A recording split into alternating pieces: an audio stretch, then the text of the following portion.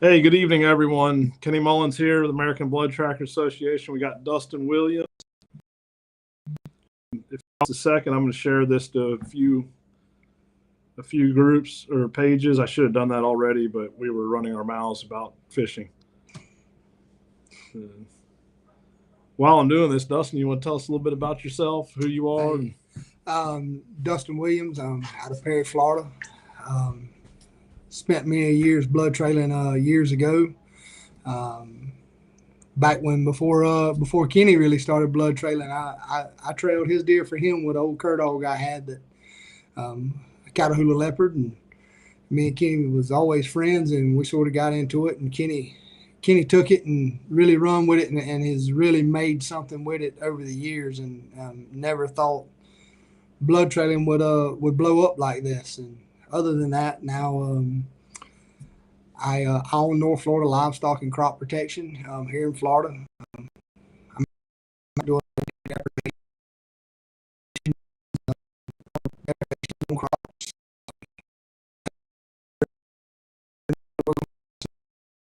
and carcasses, some things that's of testing of bullets, getting to see the actual damages of them and the effects of bullets on game. Yep. And yeah, so you're heavily involved with optics, ammo. Yes, sir. I'm very heavily involved in the thermal optics world. I actually work for Rick's Thermal Optics there. I do a lot of stuff with 1776 ammo out of Newberry, Florida, um, and with different guns and calibers. We get to do a lot of bullet testing for 1776. A lot of that low development we test, and a lot of the bullets we get to test before we put them in production on actual game animals. And on an average, we kill well over 100 deer a year and several hundred hogs. And last year in Florida, I killed 500 coyotes in Florida. So Yep. we do a lot of bullet testing. That's right. And I had some experience this year with some bad ammo. Yeah, yes, you did. Yeah, and learned my lesson about buying reloads from people. And you got me hooked up with 1776 and my 308, and it's working. Good deal. Glad to hear it. So, and I was pulling my hair out trying to figure out how in the world I missed one shot and then kill another one at 185 yards, then miss, then kill another one at 190 yards. I'm like, what the heck? And I call you, and he's like, you need to weigh that ammo. Yeah, we weighed the ammo, and we found some differences there in powder charges for sure. Oh yeah. So you talked a little bit about your tracking and old Mac. Old Mac. Mac was 16 and a half years old when he finally passed away on November 30th of this past year. How many deer do you think Mac found? A lot. A lot. I know still the longest track we ever done was that one me and you done up in Georgia where we tracked a deer a little over 7 miles. Yep. So, right after Randy Vick. And that's right. And that was one of those situations where the guy had a thermal and he didn't realize. We kept saying, hey, we're on top of this deer. Yeah. And they gave up, and we jumped the deer right there at the field. Yeah, right there at the field. And we watched a 160 class deer run across the field, and I don't know if that deer was ever recovered. We wouldn't turn a dog loose on him because he was going right down the side of Highway 84. Yeah, it was just a few hundred yards in a straight line. Yeah. I mean, never wavered from paralleling that highway. He sure didn't. And so Brandy and I, we were talking about Mac the other day, and I remember one time I was hunting back here behind the mill, and I called you. You were working. You said, go get Mac. When you thought you lost him? Yeah, so I was trailing on lead, and I tripped. I fell in a hole, and when I fell, I let go of the lead, and Mac jumped the deer and took off and baited up in a cypress head, and I couldn't get him. I couldn't get him back. I didn't want to call Dustin. I did not want to make that phone call and tell him that I lost Mac. And I finally had to. It was like an hour and a half later. I called him. He said, he'll be right there. He'll come back. Just stay where you're at. And sure enough, it was a while. Yeah. He didn't want to leave that deer. No, he didn't. He was pretty unique. Oh yeah. Yeah. I remember he told us some lessons. The lesson about doubting your dog when that buck you killed behind the house. Yeah. We had trailed forever, and we had him on a lead, and then finally said, "Hey, I'm just going to turn him loose," and turned him loose and let him do his thing. And he told us something then. I think that was when we really learned a lesson on trust your dog. That's right. And not yourself, because it goes back to one thing we used to say. Now, if you know where the deer went, you wouldn't have called me. That's right. So that dog would sure tell you, old Mac, he was the world's worst. If you ever doubted him and pulled him off where he was right, he was ornery. So he would backtrack you and take you to where the deer got up from. Yep. And then he would bring you back eventually to where the deer was. He was famous for that. So it did take me many times to learn, if he told you the deer went that way, just go behind him, because if you restarted him and doubted him, he would play dirty with you. That deer that called you on out here, that was more blood than I ever seen on a blood trail in a deer live. Oh yeah, the big deer. Yeah, big buck. That big deer. Yeah, there was a lot of blood on that deer. I mean, we knew for sure any minute we were going to walk up on that deer. Sure did. And I found out it was I think a year later. Yep. I was in Big Bend Outfitters, and Patrick showed me a picture of that deer. I was telling him about it and told him you came out and trailed it. He said, "What kind of broadhead did you shoot?" I said, "A Swacker." He said, "A green one?" I said, "Yeah." He said, "Here's your buck." Showed me the picture of it. Killed it 3 days, I think it was. 3 days after we had tracked him right across the highway, where he crossed the highway at. Yeah, full of infection, pus coming out the eye. I still have the picture. If I'd have thought, I'd have put it on here to share. Right. But yeah, he was a great dog, and he trailed all the way up until what, 15? No. For me, but when I took him, I retired him when he was about 12. Right, but I mean, as far as for me, as he got older, the last year and a half, he got deaf and he couldn't hear, and luckily he'd know some good hand signals, half blind, and his hips started giving out on him, so he wasn't real stable. But I would still take him for shoot a deer, and I know the deer was there. Sometimes I'd go get him just for his sake. That's like you called me on one. He stopped on it. What? He stopped on it 15 steps of the deer. The deer was right behind. The briars had got bad, and he just couldn't push through them. And he was just old. That was the last. Matter of fact, that was the last deer I tracked for anybody. And that was it. A lot of good memories with you and that dog. Man, you ain't wrong. I told somebody, him and Trace, my boy, they growed up together, and me and him growed old together. Yeah. So, old Mac will always be one of them dogs that's irreplaceable. You think you're ever gonna get back into it? Man, I don't know. That's probably not. You ain't got the time. I don't have the time anymore. Working with my job and my company, and then all my pro staff stuff. And then still somewhere in there, I got to be a husband and a dad. So but they go along with you, so that's a benefit there. And that is a big benefit. It really is, because if they didn't, I didn't have a family that was so supportive, I sure couldn't do the things that I do. So the reason I wanted to bring Dustin on, Dustin has many years of blood trailing experience before it was a big thing. Right.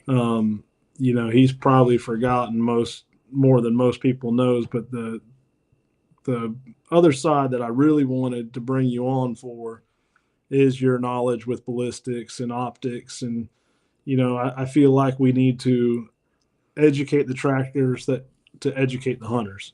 Right. So we were talking before we went live, and, one of the hot topics is, your 6.5 Creedmoor, and not just 6.5, your 243s, your 223s, but 6.5 has became a hot topic the last few years. I agree. The 6.5 thing it's one of them things. You got people that loves them, you got people that hates them. I feel like you probably do have more people. You track more deer with a 6.5 than you do any other caliber, strictly because there's so many people 5. Right. It's like a Rage broadhead. When they work great. But there's, so many more people shooting that particular broadhead or that particular caliber than any other. Me personally, I do shoot a 6.5 Creedmoor a lot, me and my wife. And, in the last, I don't know, 5 years, we've probably killed 250 deer with them. Besides, out, on our deer depredations. And, me and you've had many conversations about it, and you've got a lot of deer from me, and, Oh, yeah. have seen the results of it. But now I feel like shot placement and practice has a lot. Now, Alex Hood just commented, I believe that shoot the wrong ammunition with the 6.5. So this is something, Alex, this is why we brought Dustin on board, because he is an expert in this field. So you want to touch on that? Yeah. Out of my 6.5 Creed, I prefer, there's 2 bullets that I really prefer. Is a Barnes 127 LRX. It's all copper bullet, and it pretty much does the same thing every time you shoot. And then also a Sierra 140 grain tip Game King.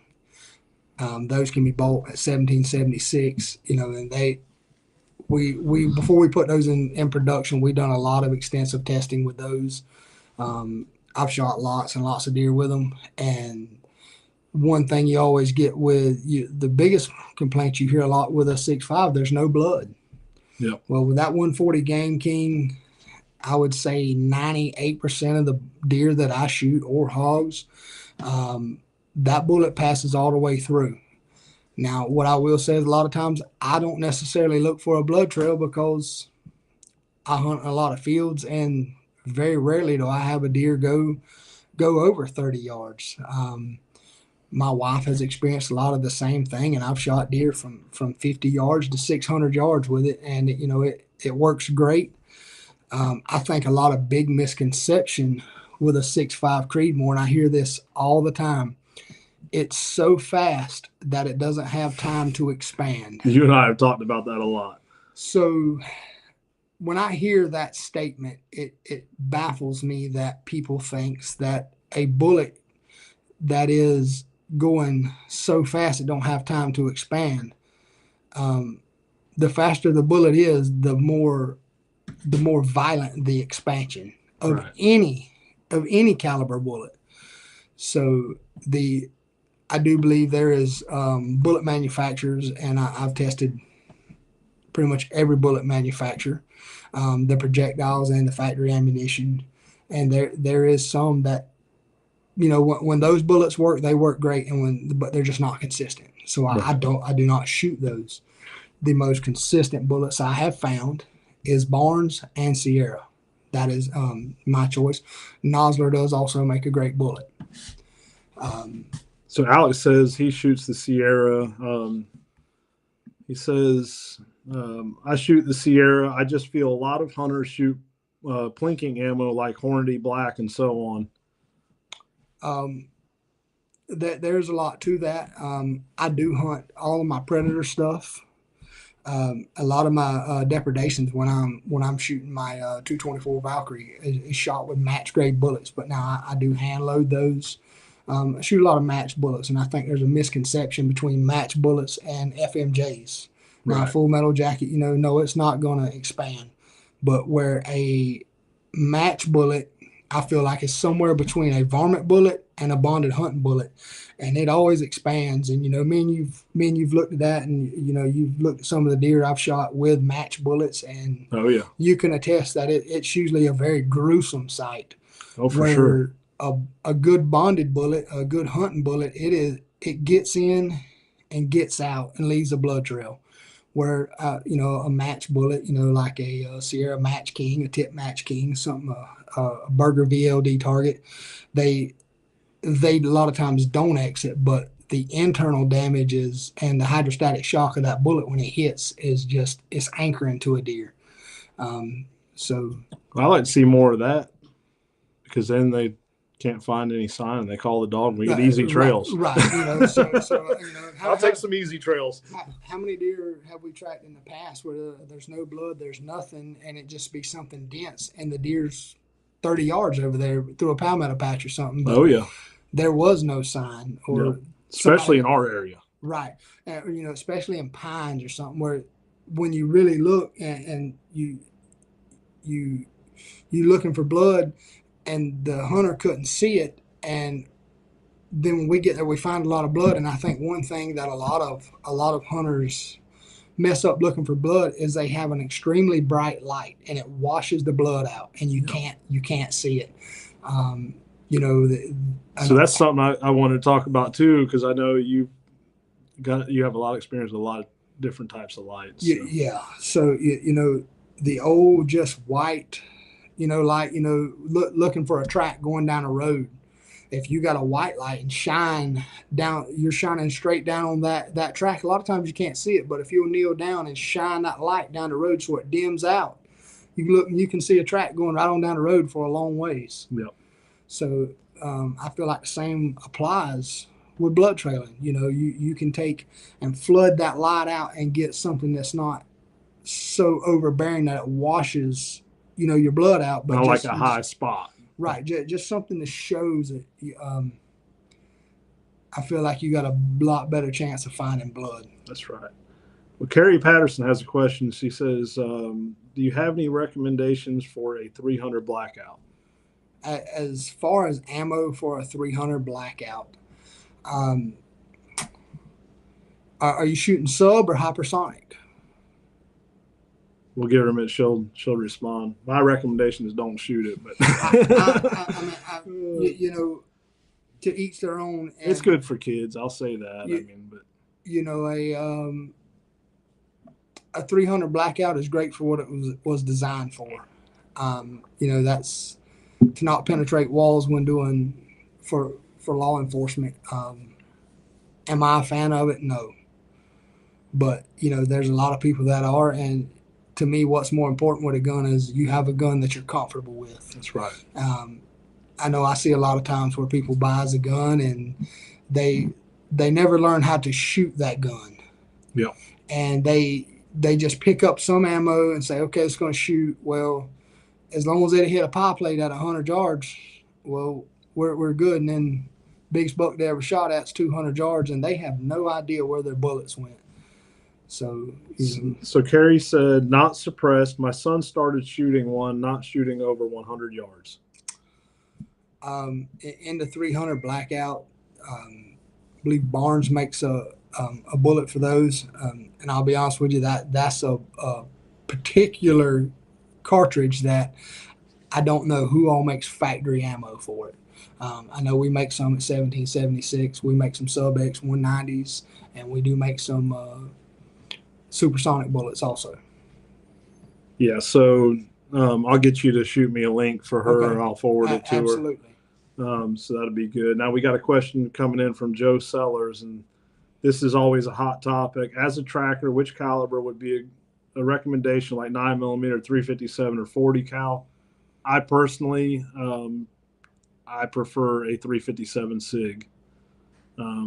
You familiar with them? Yes, I'm familiar with them. So the reason I like 357 SIG is like what you talked about earlier. You have a lower risk of pass through just by the design. It's basically a super hot 9mm. That's right. 40 neck down to 9mm. Mm-hmm. And the reason I shoot that is so that the full energy remains in the deer, less risk of pass through hitting the dog or. That's right, and that goes back to a lot of bullet choices. So right. Again, in my opinion, that's the gun you're comfortable with. As a sidearm for tracking, I would say whichever gun it is that you are most comfortable with, that you are most efficient with, because that is, in that situation, that is something I feel that you need to be extremely efficient with and comfortable with your gun, because not only you're shooting around somebody, you're shooting around a deer, you're shooting around your dog. Right. When I was tracking, and I believe you still do the same, no one was allowed to tote a gun but me around my dog. That's right. And you and I did that way back before, That's correct. The days of all this Facebook stuff. Right. And, it was, I'm the only one carrying a gun. So Randy Vick said 357 SIG, and it's, we've just, we didn't do the research. Someone else did, but Right. they shot, I believe it was a 40, and it went through and hit their dog. And so he did some research and came across 357 SIG, and what it was designed for was, shooting into crowds of people and it Right. not passing through and hitting innocent bystanders, all that. So we just translated that over into the tracking world to minimize the risk of passing through and hitting a dog. Right. And my personal sidearm was a 9mm, and when I was tracking, and most of the time my gun has a good self-defense bullet in it, so Yep. I never worried about that bullet passing through. It's a lot like my bullets that I run in my coyote guns is because I hunt a lot around livestock and stuff. So the bullets that I shoot a bullet that don't pass through. Right. Just so I don't have to worry about a bullet passing through and then hitting something on the other side and ricocheting and hitting livestock or something. So they make bullets for everything. Oh yeah, yeah.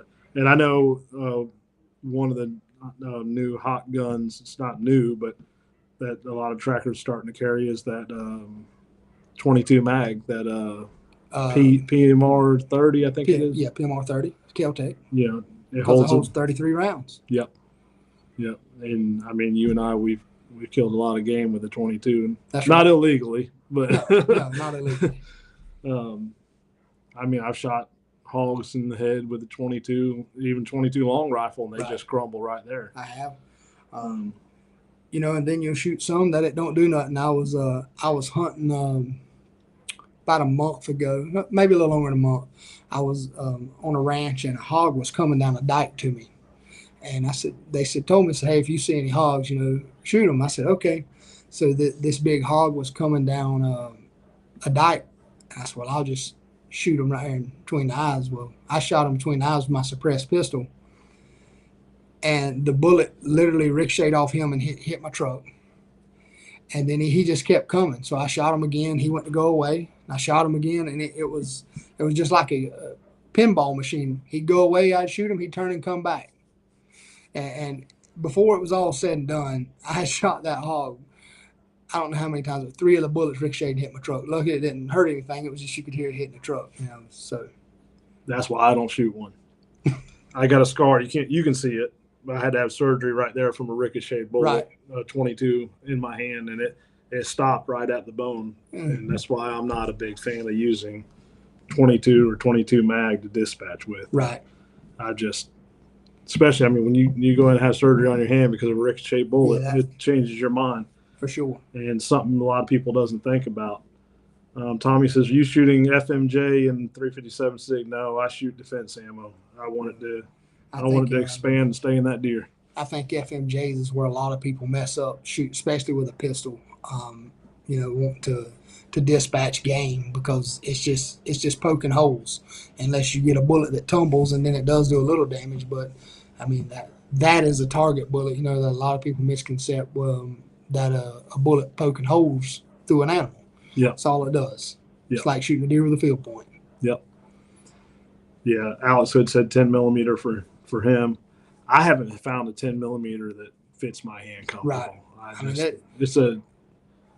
That 10 millimeter is a cannon. Now, if you can tote it and shoot it right, it's most definitely getting the job done. Oh yeah, Chuck Darby said he shoots hollow points out of a 40 Smith & Wesson. I do carry a 40 Smith & Wesson. That's my carry gun. Right. But I've shot deer with it.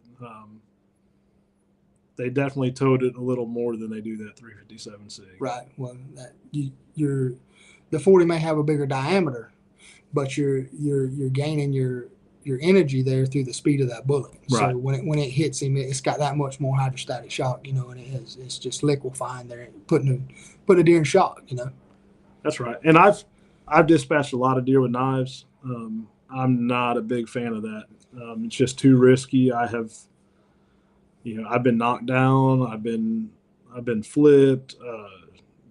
You name it, I've held on. I've been drugged by deer. It's not fun. It's safer to dispatch it with a gun. I agree, and me and you've had this conversation before. I think when you dispatch a deer with a knife, I can't knock that because I've been known to do it a lot. But, I have too. I think when the misconception of cutting a deer's throat is, you about got to cut his head off, it seems like, where if you will get right there beside the deer and take your knife and poke him right there through the heart and the bottom of the lungs. Yep. Like a hog hunter. Right. I'm bad. I want to stick my knife in there and jiggle my blade. And if I have the option to flip him and stick him on both sides, usually, it takes just a few seconds and he's dispatched then. So, yeah, that's honestly, I've thought about, because I've been in some pretty bad situations grabbing deer, I've thought about getting a lightweight, like collapsible spear, even, for those times where you're not legally allowed to dispatch with it. Right. We're again, that's building a relationship with the game wardens. Is, around here we really don't have. Let me rephrase that. We didn't have any issues because we had relationships with all the game wardens. That's correct. Now we have all new ones. That's right. So now those are all the relationships that has to be built again. And that trust factor is and getting a new game warden to trust you it's not the easiest thing in the world. No, and right now all of ours are young, newer in the game. That's right. So I don't even know if you've been around. We got some good ones. The women are great. Right. I did have an encounter with some of the female FWC officers and during duck season. Yeah. They had me dead to rights. I was wrong. Jumped in my boat. Hadn't been in my boat in a long time. I didn't have my registration. Ugh. And told her the situation and told her, said, listen, I understand, and this is my fault. It's nobody's fault, my own. You got a job to do. You can't be mad at them for doing their job. No. And a lesson I did learn, because I know you duck hunt a lot. Oh yeah. So the federal duck stamp, you think that's an annual? It's good when you buy it once a year. It's good. I got educated. No, it's only good for 45 days. Well, and she said on electronically. No, period. When you look at it, it was, if you get down and read the fine print, she said, I'm not going to never write you a ticket for that because I done the same thing. Because she said, I love to duck hunt too, because I was under the influence that it was an annual stamp. No, it's 45 days. Huh. I never knew that. I didn't either. That goes back to reading your game laws. Well, you've got to sort of look, because it'll say the stamp is good for that year. Yeah. But for the duck hunting side of it was 45 days. And wow. I was wow. Yeah. So I bought another stamp. Yeah, we got hit a hot topic, 44 mag with hot load wad cutters.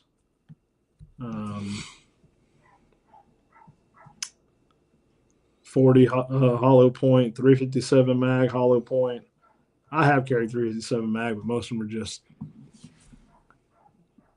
by the time you get one with a big enough barrel to shoot at any distance, they're bulky and heavy. Right.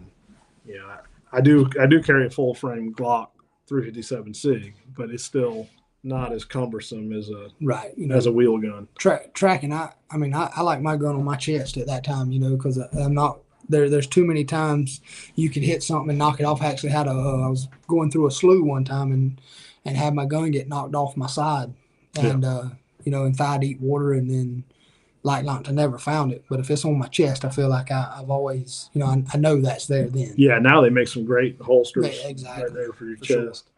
Sure. Alex Hood says, why can't I see all the comments? Alex, some of these, so we share this on multiple platforms, multiple pages, groups. So some of the comments may be on a different one than you're on. That's why you're not seeing them. Randy Vick said 125 grain jacketed hollow point 357 SIG. All right, so we had a question come in. Wrong one. Training a pup when she gets off track, how and when do I pull her off and reset, or what should I do? So I'd have to have a little more information on that. And the reason why is because, at what point is she getting off? How far are you letting her work? If you can, shoot me a message, and let's talk about that in more detail. Because a lot of times I'm going to let the dog try to work it out, and that's very situational, yeah, dog to dog, and situation to situation. I mean, really, if the dog's hunting and keeps hunting and is trying to work its way back, I'm going to let the dog hunt.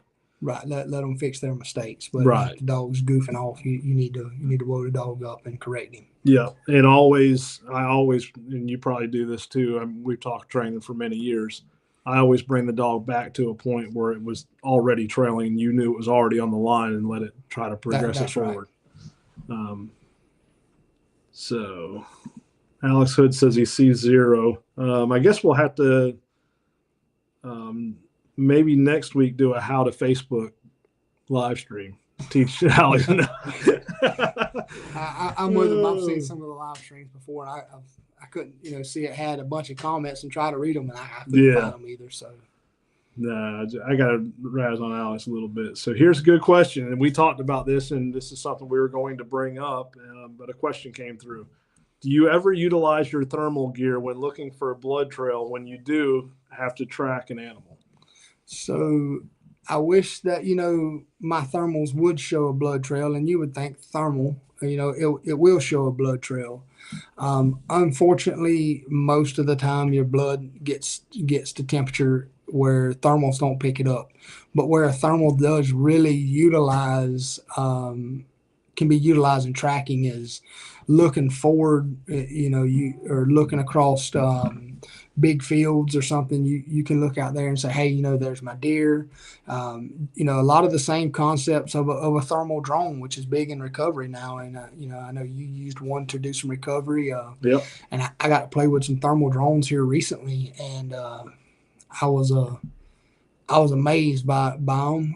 I was actually doing some deer depredations, and a friend of mine brought a thermal drone, and he said, hey, let's do this. And man, the efficiency it made for what I was doing. So instead of having to drive from field to field, we sat in one spot, and we covered 3,000 acres of fields real fast, and we know where to go, where the deer was. So it made doing our job very easy. But tracking a deer in the woods, if you have a low base mag thermal, something like a Rix Optics ST6, that's a handheld thermal that can also be helmet mounted. You can put that down. Look, it's a 1 power base mag, and you can really got a really good field of view. Looking ahead, you can see you can tell, hey man, that deer up there, he's got his head up. You're not spooking them with lights. If you got a deer down and he's still alive, you can take that thermal, and utilize it, especially in the dark, to get in there sort of quiet, and not booger a deer. If he's next to a property line or something, and go ahead and get that deer dispatched, or back out and wait, or back out. Exactly. You can back out. Deer gets up and runs off. You can really see, you can look and go, hey, he went right there, and if you're on your game, when you're walking up and you see him, you can hit record on your thermal, and then you can record it. So when the deer goes, the deer gets up and leaves, you can say, hey, he went right there, he went by that tree, and you have a definite point, where he went, where you need to. So yes, they can be very effective, replying there to William Hatton. You can be very effective with your thermals as long as they're used correctly. They're a very valuable tool in tracking. So what would you recommend as a tracker if a tracker wanted to have some type of thermal? What would you recommend? I would highly recommend a Rix Optics ST6. That's going to be a 640 by 512 resolution. That's a handheld thermal scanner that can also be mounted to a helmet. So depending on what the tracker likes, I prefer to use it as a hand scanner. Just put it on a lanyard. Mm-hmm. It's very small. It's about the size of a conventional rangefinder. Very small, very lightweight. Runs on 18650 batteries, and I like it for that because of the wide field of view and a 1 power base mag. Very good image. So, also if a deer gets up and he's leaving, you can tell, a lot of times what you can do is identify where the wound is, because you can see the hot spot, you can see blood dripping off of them, so that's something that's valuable. It's just that one of those extra tools that you can utilize. What does something like that run? So that scanner there will run you $29.99. Comes with, and it does come with a 5-year warranty. I know it's a pricey investment, but as a tracker, we want every tool to make our job as efficient as it can be. And is it something you're going to use on every track? No. Until you own one, and you would think, I'm never going to use that. But once you have one and learn how to use it, you'd never do a track again without it. Right. So, obviously you have a lot of knowledge with thermal. Have you used any thermal drones yet? I've not used none for deer recovery. I have used some for for some of my business stuff with the deer depredations. I will be getting one. Yes, I wish I'd never seen it. Let me ask you this. Do you ever see it replacing a dog? No. Where I see, to optimize yourself as a tracker, if you have a thermal drone and you have a dog and you learn how to marry those together, I believe that's where you come full circle as a tracker. Right. One, if you do jump a deer, you can put in your drone is already in the air. It saves your reset time down, and you can see that deer. You can go, hey, this deer's going, he's not slowing down. He's done went a mile. Then you can go to making calls, or you can go, hey, this deer didn't get up and go but 50 yards and he's laid back down. Let's back out. We got him marked right here. So then you're not having to track yourself back in there. To me, it utilizes, it makes the tracking team that much more efficient. A lot of people ask me in the coyote hunting world, what's better, a trapper or a coyote caller? I call coyotes, but if you got a good trapper and you got a good coyote hunter and they work together, you can really, really hurt the population in a hurry. And see, that's something I wanted to talk about, because right now the two sides are fighting, and I'll tell you what's happened. And the drone guys have made some inaccurate accusations towards the dog guys as a way to promote themselves. Right. Well, the drone's not going to spook the game off the property.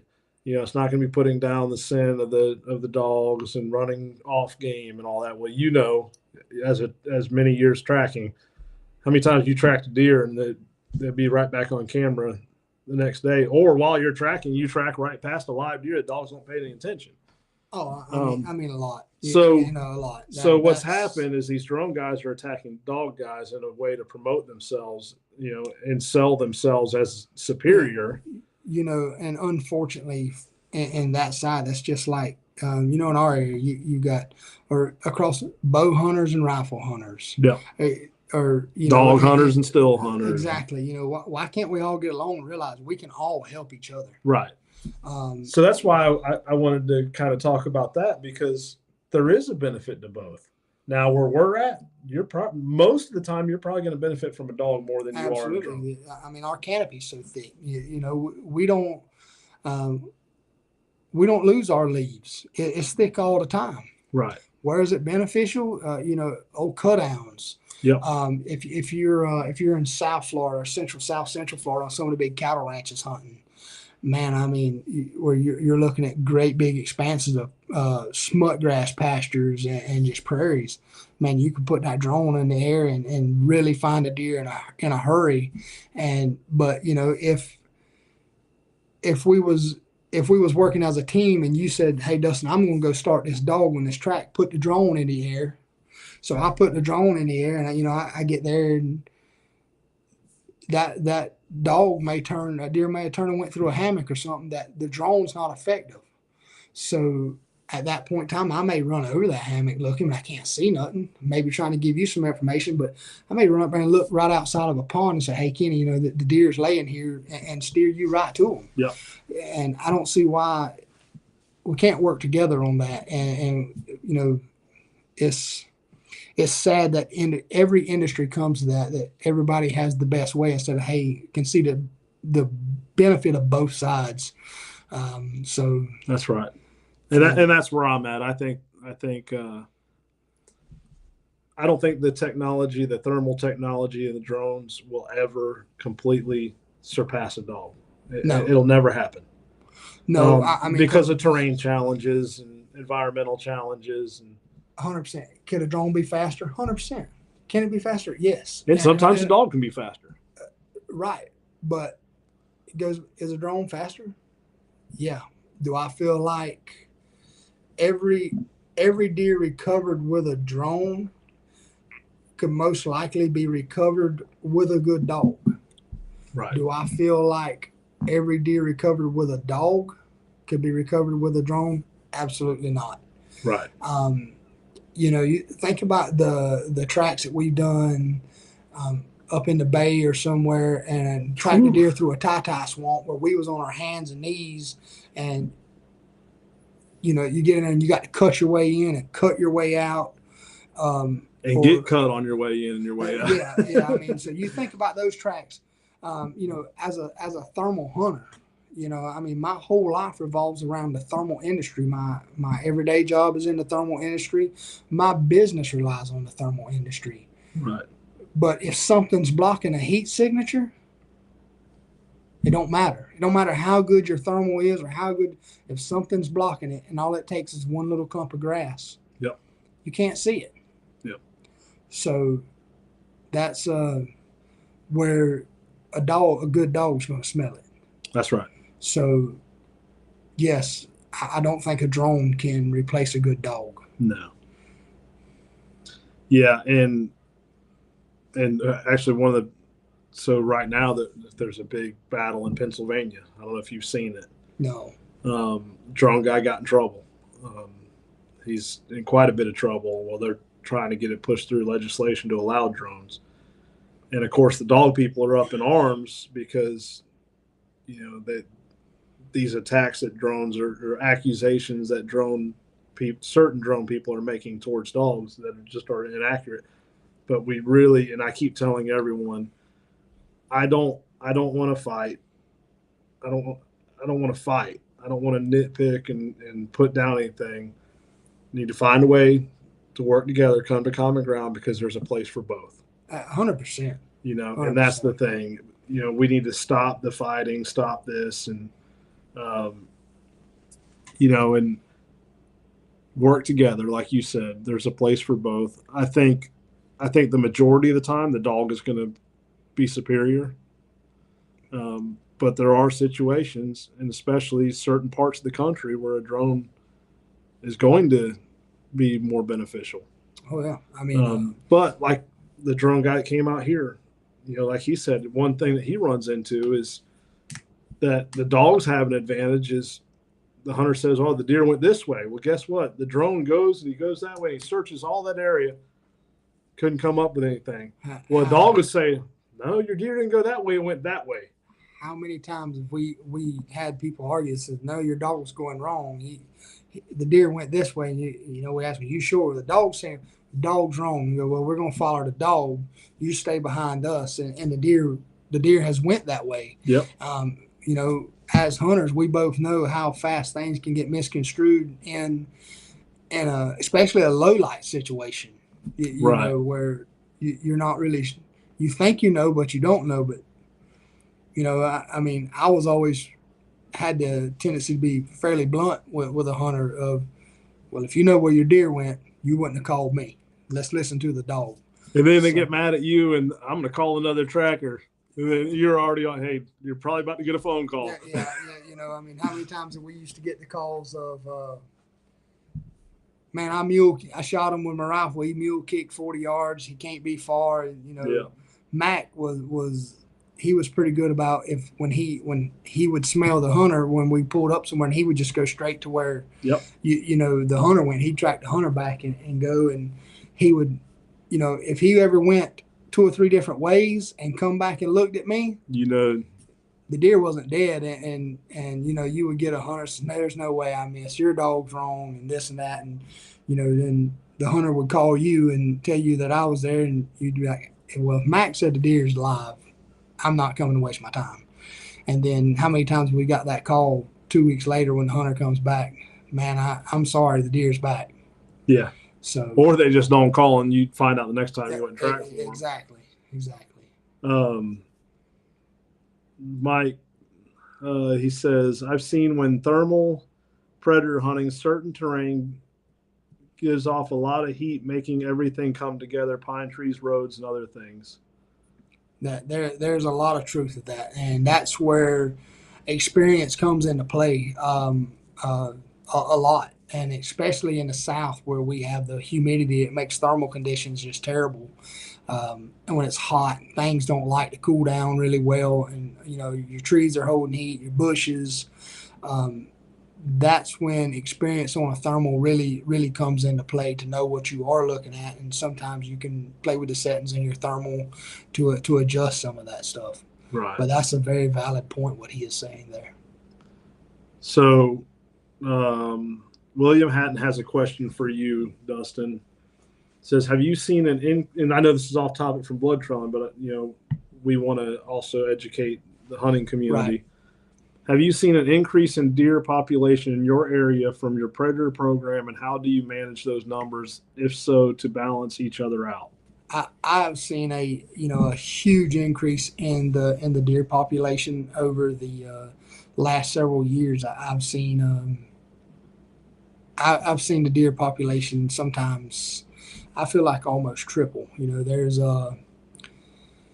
we hear a lot here that, and especially in certain areas of our part of Florida where it's, well, FWC they've messed us up again. That's why we're seeing so many deer dead on the highway, is because of we can only shoot 5 deer now. Well, I mean, in the grand scheme of things, how many people ever killed more than those 5 deer? Me and you. There's quite a few that did, but for the most part, that I feel like because I get to do a lot of deer studies and just watching and looking and watching the deer population, there's a lot that goes on in the dark that people don't know. I mean, in the last 5 years, North Florida Livestock Crop Protection has been responsible for over 2,000 coyotes dead. Yep. Now, that's played a big part in the deer population. Deer, turkey, the skunks. I mean, I used to hardly ever see a skunk. I pulled into a field last year. There's 28 skunks in one field. Golly. Rabbits, we see several hundred rabbits, a night, and we have our farmers tell us all the time. It's amazing. Usually, after I've been on a farm a year and in that area, they tell us that, hey, we're really starting to see an increase in the small game, the rabbits, the quail, the deer. I have some places up in North, up around Madison County. Everybody thinks Madison County, Florida, is just absolutely full of deer, and in places it is. But there was places that farmers plant peanuts and peas. You'd never ever see a deer when I first got to those places. But every field you went by had coyotes in it. So now you don't hardly ever see any coyotes in it. Now you're starting to see in that area. You go drive by a field and there'll be 15 or 20 deer in it, and the farmer's like, "Man, I've never seen deer like that in my life here." Yeah. Their turkey population, their small game, and they like to see that. How big of a problem do you think? And I know this is just going to be our area, and every other area is going to be different. But I always hear, we got to go right now. The coyotes are so bad. We got to get the deer right now. I don't think in places that's an issue, but in places it's not. I mean, what would you say the majority is an issue or is not? I would say it's not. Now, I have seen in some places, I know you have too, where a place that does have a high coyote population, predominantly cow fields. right, or places you can't get to hunt. Mhm. The coyotes are there, and a lot of that is coyotes that has been, I feel like, trained through the years. They know what a gunshot is. Yeah. So that immediately triggers them to start hunting, and they know the benefits of it. That's an easy meal. Yeah. So, contrary to a lot of people thinks, a coyote's far from a dumb dog. Yeah. That rascal is as smart as, I don't know if there's anything smarter walking. And to be able to study them like I have, I've been blessed to do that. But you learn they are an extremely intriguing animal. How they operate, it's pretty cool to watch how they actually operate, and everybody's got a job. Oh yeah. And a lot of people thinks, you hear coyotes howling. Me and you've had these conversations. Man, there must have been 10 or 15 coyotes there. Oh yeah. There's 2 most of the time. Yeah. And people argue with me. That's, man, listen, I've been around dogs. I know. Well, you came out here when it sounded like there was 100 of them, and that night you shoot 2 or 3, and we don't see them again for another year. And one of the benefits is I had the video to show you. Right. Here it is. Here's them howling, and this is, and that's usually pretty humbling to people. So here's a good one. So I know, especially in Madison County, you're right up beside a management area. Oh man.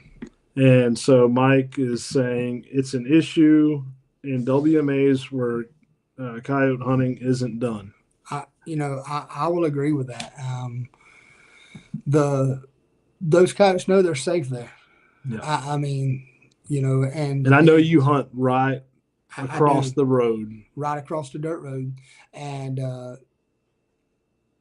that particular WMA, I would say that is probably the highest density of deer in the whole state. Yeah, we don't even talk about which one it is.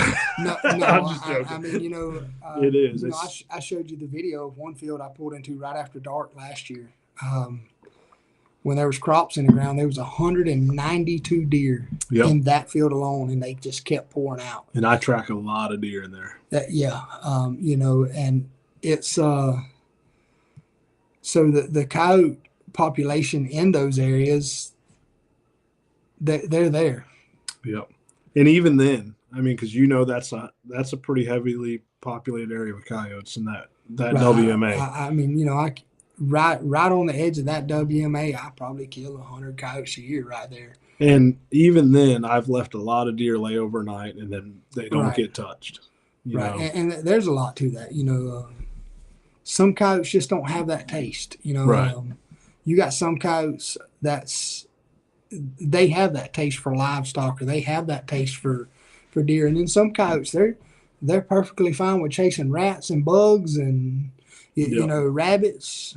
So, and one thing that we talk about is our success rate has increased over the years as we, especially here in the South, because we're a lot of off lead trackers. Right. We started utilizing proper wait times. Well, one of the things we found is if you wait the proper time, most of the time, especially like a gut shot, you're going to find that deer within 300 yards. Well, 100%. You go in early and you push it, and you just left that wounded scent trail. You just pushed it across. Well, now the odds of a coyote coming across that trail has significantly increased. 100%. And most of the time, those are the ones that they're going to get to.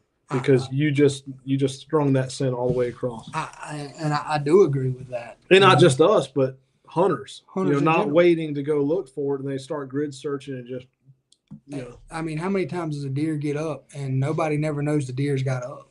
Right. And, I guess me and you had to learn that lesson the hard way years ago. Oh yeah. With deer. We didn't have this. We didn't have people sharing this information. No, it was learn as you go deal, learn from our mistakes, and yep.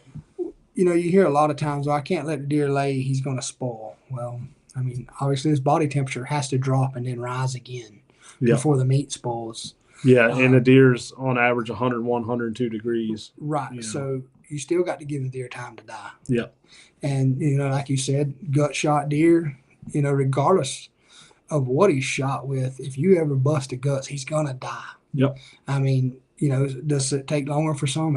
Absolutely. But if you just listen and wait those 6 to 8 hours and even up to 12 hours, if I know a deer's right on the edge of somewhere I can't go, or he's right on the edge of a river and I've made a bad shot, I'm probably going to wait 12 hours. Yeah. And up north, it's going to be longer because it's colder. It takes longer for.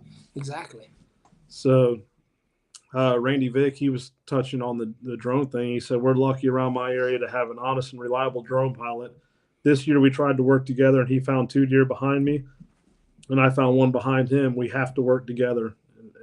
And that's touches right back to what we was talking about earlier. I mean, it's just work together. I mean, because there's definitely the pluses of both. Both has their pros. And, right. I mean, obviously both has their cons some, but it's the good thing about a drone is you can fly a drone over a property line. Yeah, and that's a sore subject for a lot. Not just for us with dogs that are limited to the property, but also it's kind of violating some rights of people and privacy, and that's something. Right. If people does want to combat drones, and I'm personally, I think it's a good resource, but that's the way to combat it. Right. It's property lines. And like the state of Indiana, for example, I have a friend up there. He's got a thermal drone. So you can't really use a drone for recovery in Indiana. If you fly a drone over your property, you can't hunt it for 30 days. Wow. So not many people's doing drone recovery. Right. And a lot of people don't realize with a drone, that thing has a number in it. And every drone can be tracked. Right. I didn't know that. Yep. So for the ones that think they can get a drone and do some shady things with them, somebody goes thinking something, they can track that drone and know everywhere your drone's been. Oh, yeah. So William Hatton says, what's your most memorable tracking story? Oh. I can think of a few. So probably one of the ones that always stuck out to me, it was everything sort of went wrong. I got called up to Shady Grove up there and to track a deer a lady had shot with a muzzleloader.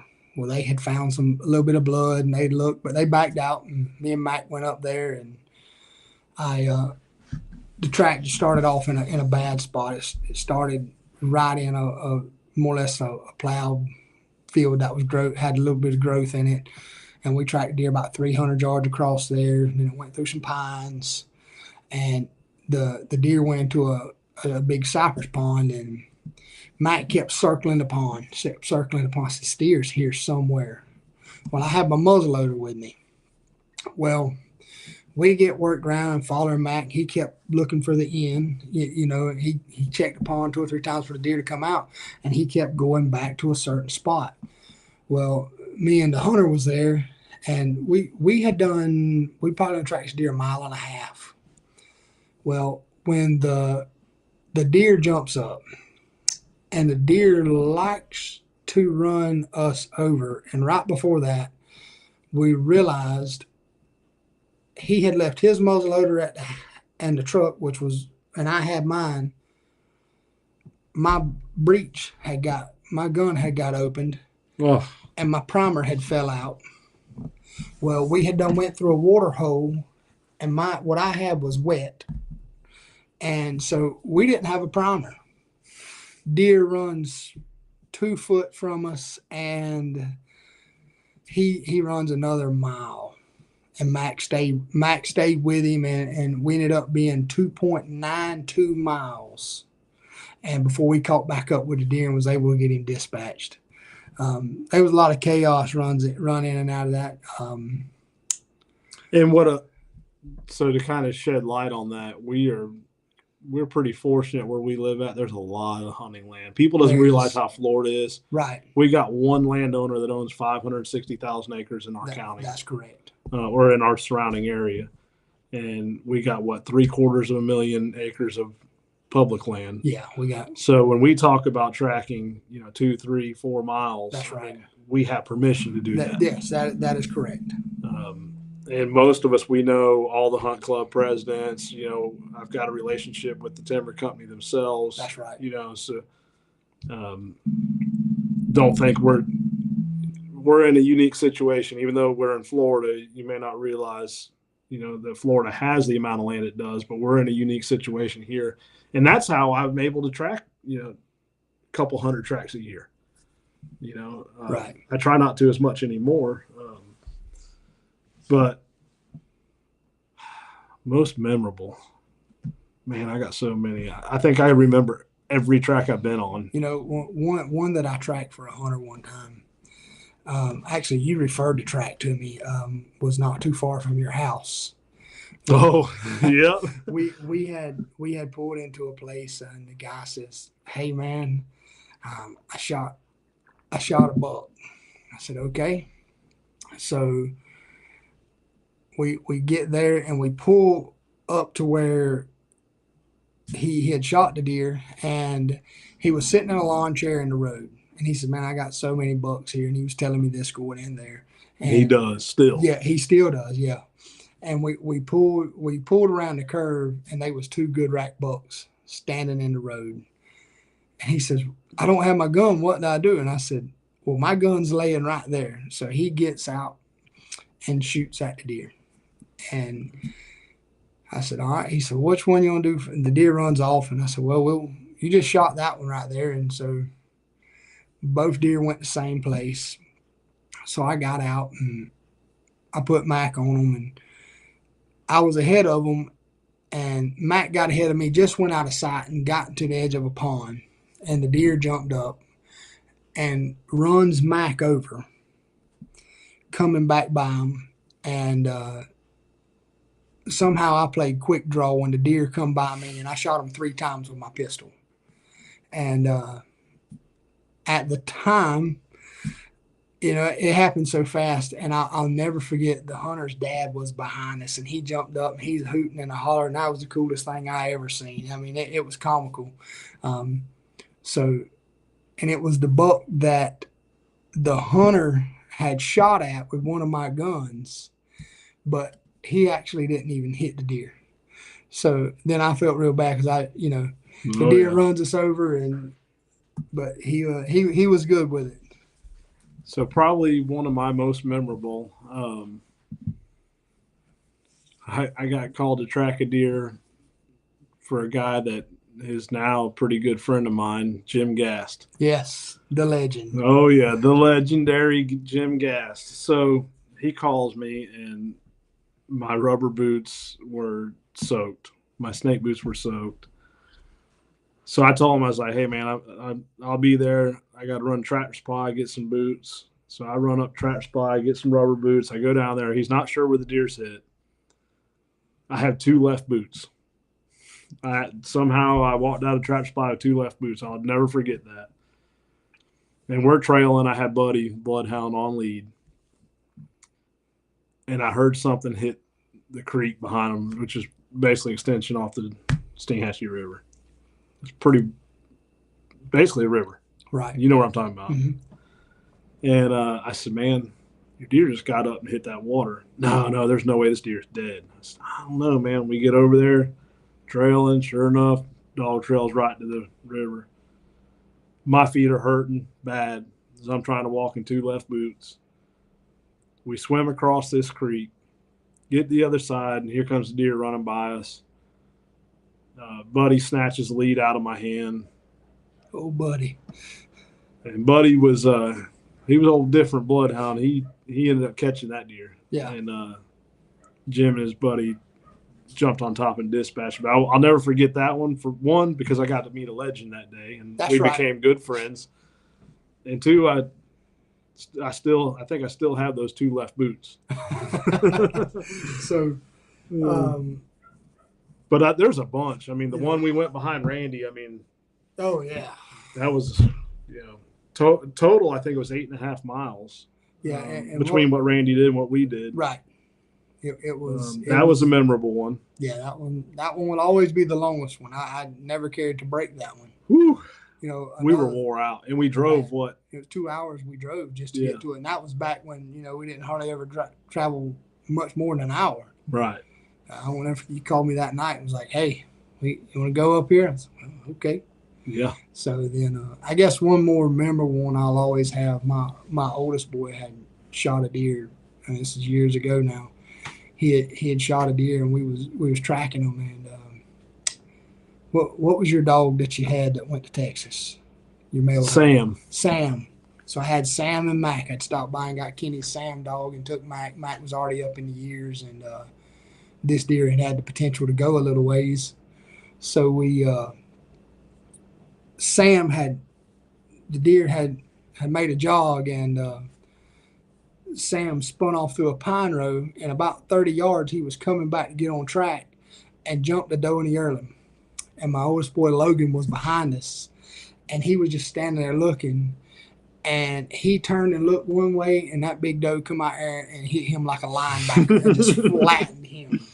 And I will never forget the look on his face. And obviously once I realized he was okay and just a pure shock of his face, I could do me some laughing about that one. Yeah. Because he looked one way, and the next thing he looked at that big doe, she just flattened him.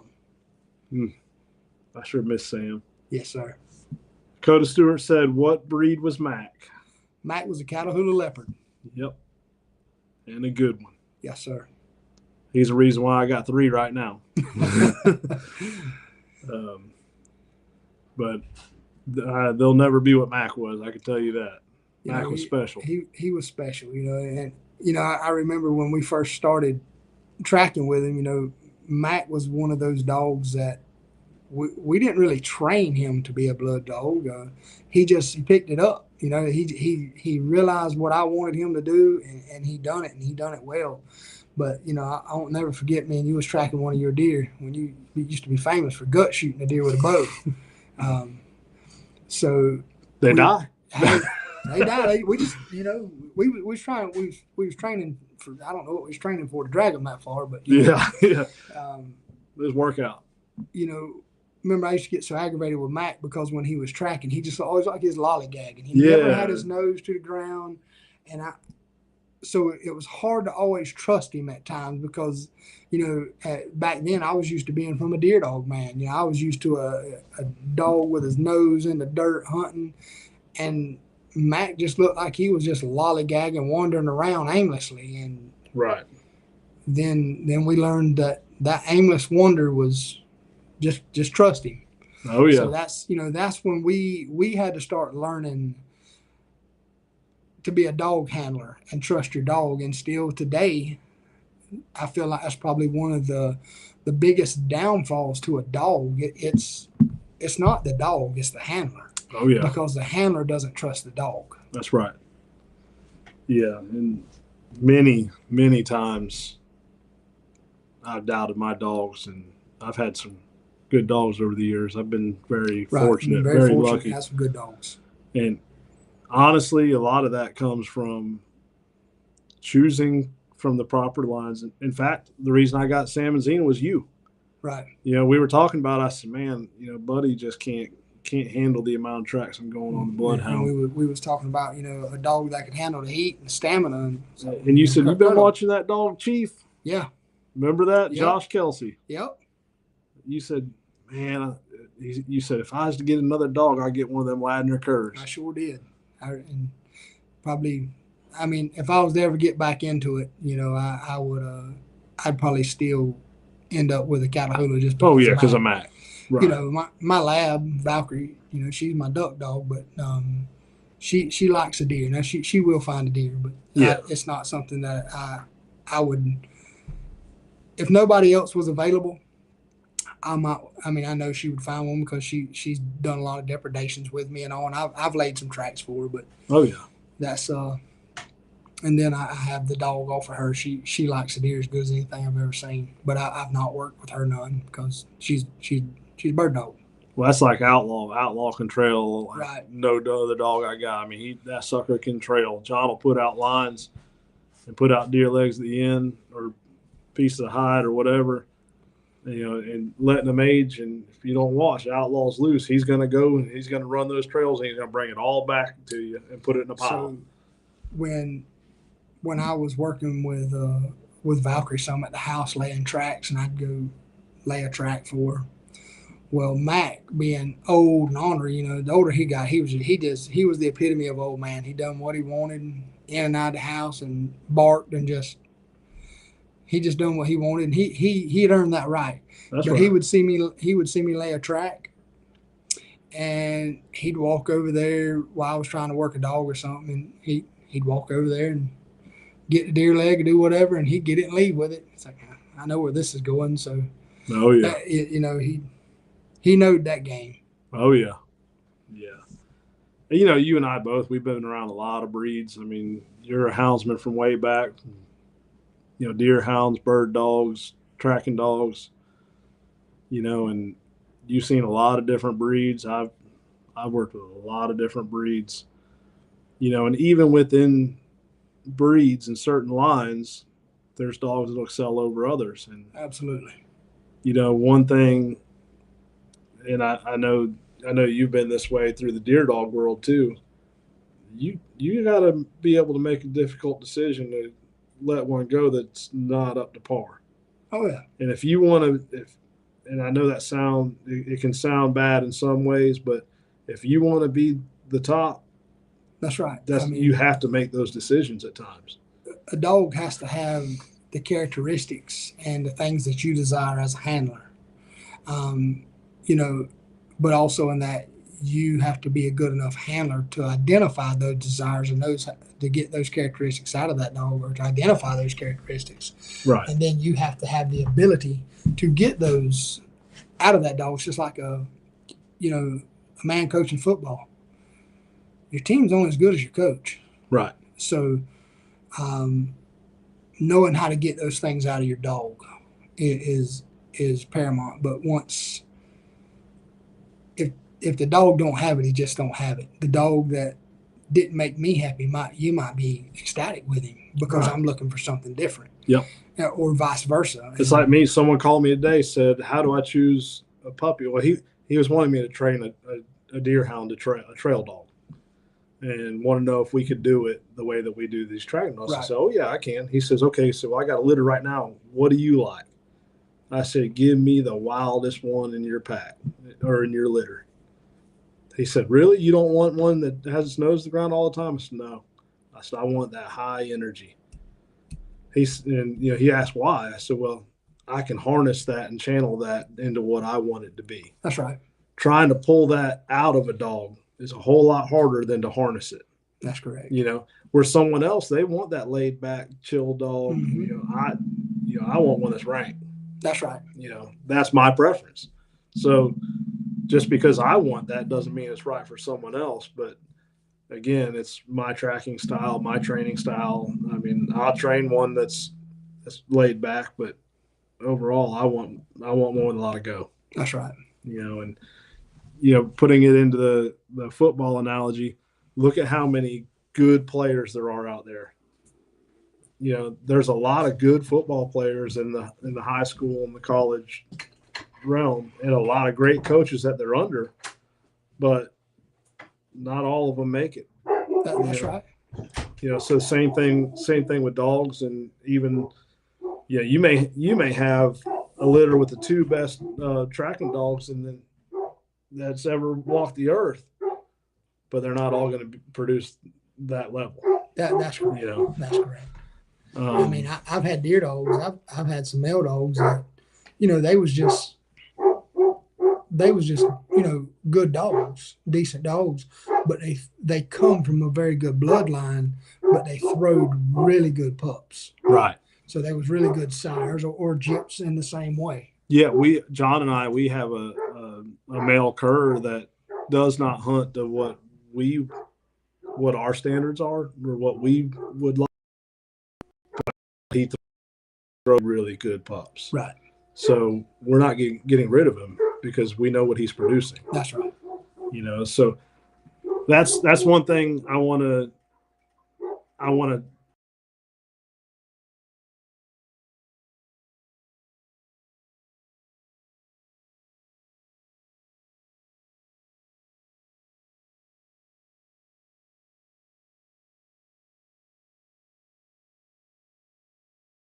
here. What is that line produced?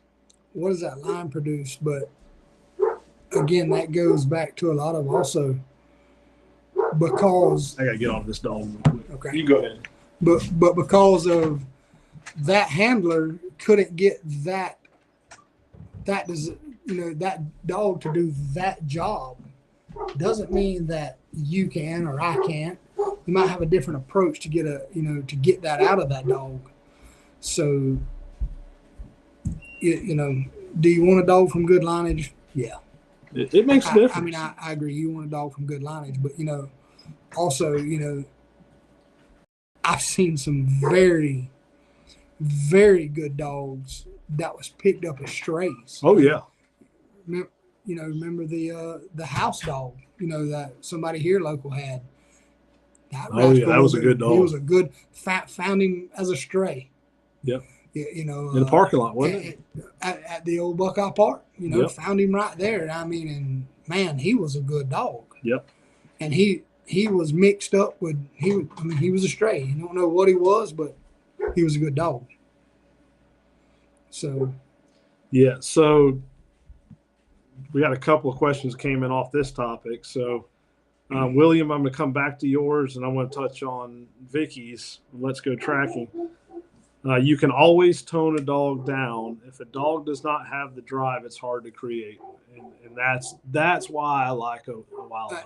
And I'll agree with that. So one of my Catahoulas came from Lyle Avis, and when I went up there to get Dre, the male, there was a red leopard female there, pup, and I told Lyle, I said, how can I get that dog? And he said, well, someone's already put a deposit down. I said, well, I want that dog.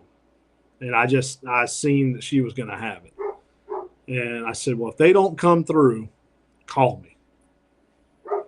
And he said, all right. So it was a week later. We were actually in Mexico on a cruise. And he sent me a message, said, if you want her, she's yours. I said, well, I'm in Mexico, but I'll send you the money. I'll Venmo whatever I got to do. I want her. Right. And she's, out of the three that I've gotten, she's the one that's really got it. At a young age. Right. I mean, you remember how Xena was. Right. She, right off the rip, just. She's right there with Xena. She got it. Right.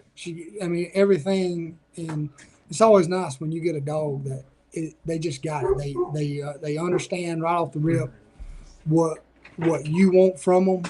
And they just make life easy. Yep. For instance, Valkyrie, my lab, when I was training her to be a duck dog, I'd never trained a duck dog. Yep. But she picked everything up. She understood everything I wanted her to do, and she made it easy on me. She spoiled me for training a duck dog, and by far am I a duck dog trainer. But it's just nice when you got a dog, they just understand what you want them to do. Yep, that's right. So William has a question. He said, is there one breed y'all would absolutely stay away from, or is it a feeling or nature about a dog over breed? Man, there's so many breeds that makes a good dog. I mean, one of the ones that was always shocking to me and is still – Camo is just amazing. I mean, how many wiener dogs you got now? Let's see, 1, 2, 5. I had to think about it for a minute. When you think about it, most breeds of dogs was bred for some kind of hunting. So, right. Do I feel like there's some dogs that probably has a better nose than others or different characteristics? So, William, to answer your question, I'm not going to say there's any breed that I would say just stay away from. It goes back to really, how do you want that dog? What do you want that dog to do? Do you want him just to find a deer? I mean, I've seen people with standard poodles. Oh yeah, I've trained standard poodles and be jam up. Then you go to the wiener dog. They're hard to beat. The wiener dog, I mean, that son gun and can be gritty, Oh, yeah. A Dotson was originally bred to go into a hole to get a badger out. Yeah. And badgers are no joke. No, that's a bad dude. So I just, if there was one breed, myself in particular, that I would not own as a tracking dog, and this is just me, because like you said, not every dog's for everyone. A yak terrier. oh, They just want to kill everything they see. that's and it's funny you said that, because I guess it goes again. That's a double-edged sword. Do you want a daggum Tasmanian devil that That's exactly no what they doubt are. when he gets there, he's gonna catch him. Yep. But I'm not saying you. But he wants everything that moves. Is he gonna catch 15 armadillos, 3 coons, and whatever else he can find by the time he gets there? I mean, and that can be trained. I mean, don't get me wrong. Right. I've trained some good ones. But for me personally, I just don't want to put all that effort into a dog that I can, when I can have something else that I can put much less effort in and have equal or superior right, results. The Jag Terrier, the Patterdale, I mean, are they great dogs? Absolutely. But it gets to a point when you go, how much grit do I really want? Right. I mean, these rascals they're rough. Yeah. I mean, cool to watch. Oh, yeah. Cool to watch. I mean, and I shouldn't say I do have fun training them, because they're a challenge. Right. And that's what I mean. I like a good challenge when I'm training. I mean, they can be entertaining just watching them catch everything right for a while too, and then especially when they catch John. Oh yeah. I mean, anytime you can catch John and make him hard. Yeah. But that's just my personal preference. That's not a dog for me. I don't care for bloodhounds. And ironically, that's what you got started with, was a bloodhound. Yeah, but there's reasons why. Right. Bloodhounds are great tracking dogs. Don't get me wrong, but like you said, they don't fit my style. No. And they can't keep up stamina wise for our environment. It's hot. It's hot on a bloodhound here. It's a lot of water you have to carry for them, the breaks, where a cur dog is optimized here for the heat. They're fast. They're gritty when they need to be. They got the stamina. And honestly, the dachshunds are excellent in our area. Right. People think, you got the swamps, the snakes, the gators. If a gator wants to get a dog, guess what? It don't matter what kind of dog it is. It's going to get a dog. And I guess, they said they're small. I mean, a coon gets around real well. Yep. And that little dachshund he just goes just like him. Now, granted, you may get aggravated and want to cuss him when he runs down a tunnel somewhere and you can't get to him, but hey, that's... Yeah. And, I've seen people trail with pit bulls that do good. Look at these dogos that people are using. I got one now. I mean, no doubt. That's stopping power there. There's a lot of breeds out there. I mean, it's just more on your life. The biggest thing is your lifestyle. You remember we used to take my old hound Shorty. Oh yeah. If we thought a deer was going to get up and leave, we would take him to turn him loose because he would catch. Yep, and he was a walker. And he was a walker. Yep, and he was a deer dog. He was a deer dog, and it was funny. It's always, you always say don't turn deer dogs out on. They're not blood dogs or tracking dogs, but he was one of those rare dogs that he knowed when I walked him in there on a leash what we was there for, right? Versus deer hunting with him, and it was always odd to me that I could take that dog and deer hunt with him and he would bark just as good as you want a dog, but when we took him to find a deer, he was silent. He knew what he was doing. Yep. Yeah, he was a good dog. Yes, sir. In fact, we took him when we went up there to Georgia and we wouldn't turn him loose because it was right down the side of the highway on just the other side of the tracks. So. Yeah, so I wouldn't say there's any specific breed that I would stay away from because, I mean, it's proven any dog can trail. That's right. If you put in the time, the effort, some are better than others, no doubt. But it's more about your lifestyle, how that dog's going to live, where that dog's going to live, 100%, and your tracking style. You know, I feel like if you're somebody that has to live in an urban area, but you want a tracking dog, and you don't really want a big dog, man, a Dotson or a Jack Russell is a great choice. Yeah. They use a lot of Jack Russells in Africa. Right. You know, and they can handle the heat. They're resilient. I mean, you know, they're smaller dogs. They got a lot of drive. And they're greedy. You know? Oh yeah, yeah. In fact, I haven't seen him on here tonight, but Wayne Reese lives over there in Louisville. He breeds Jack Russells, and we're fixing to be working with him.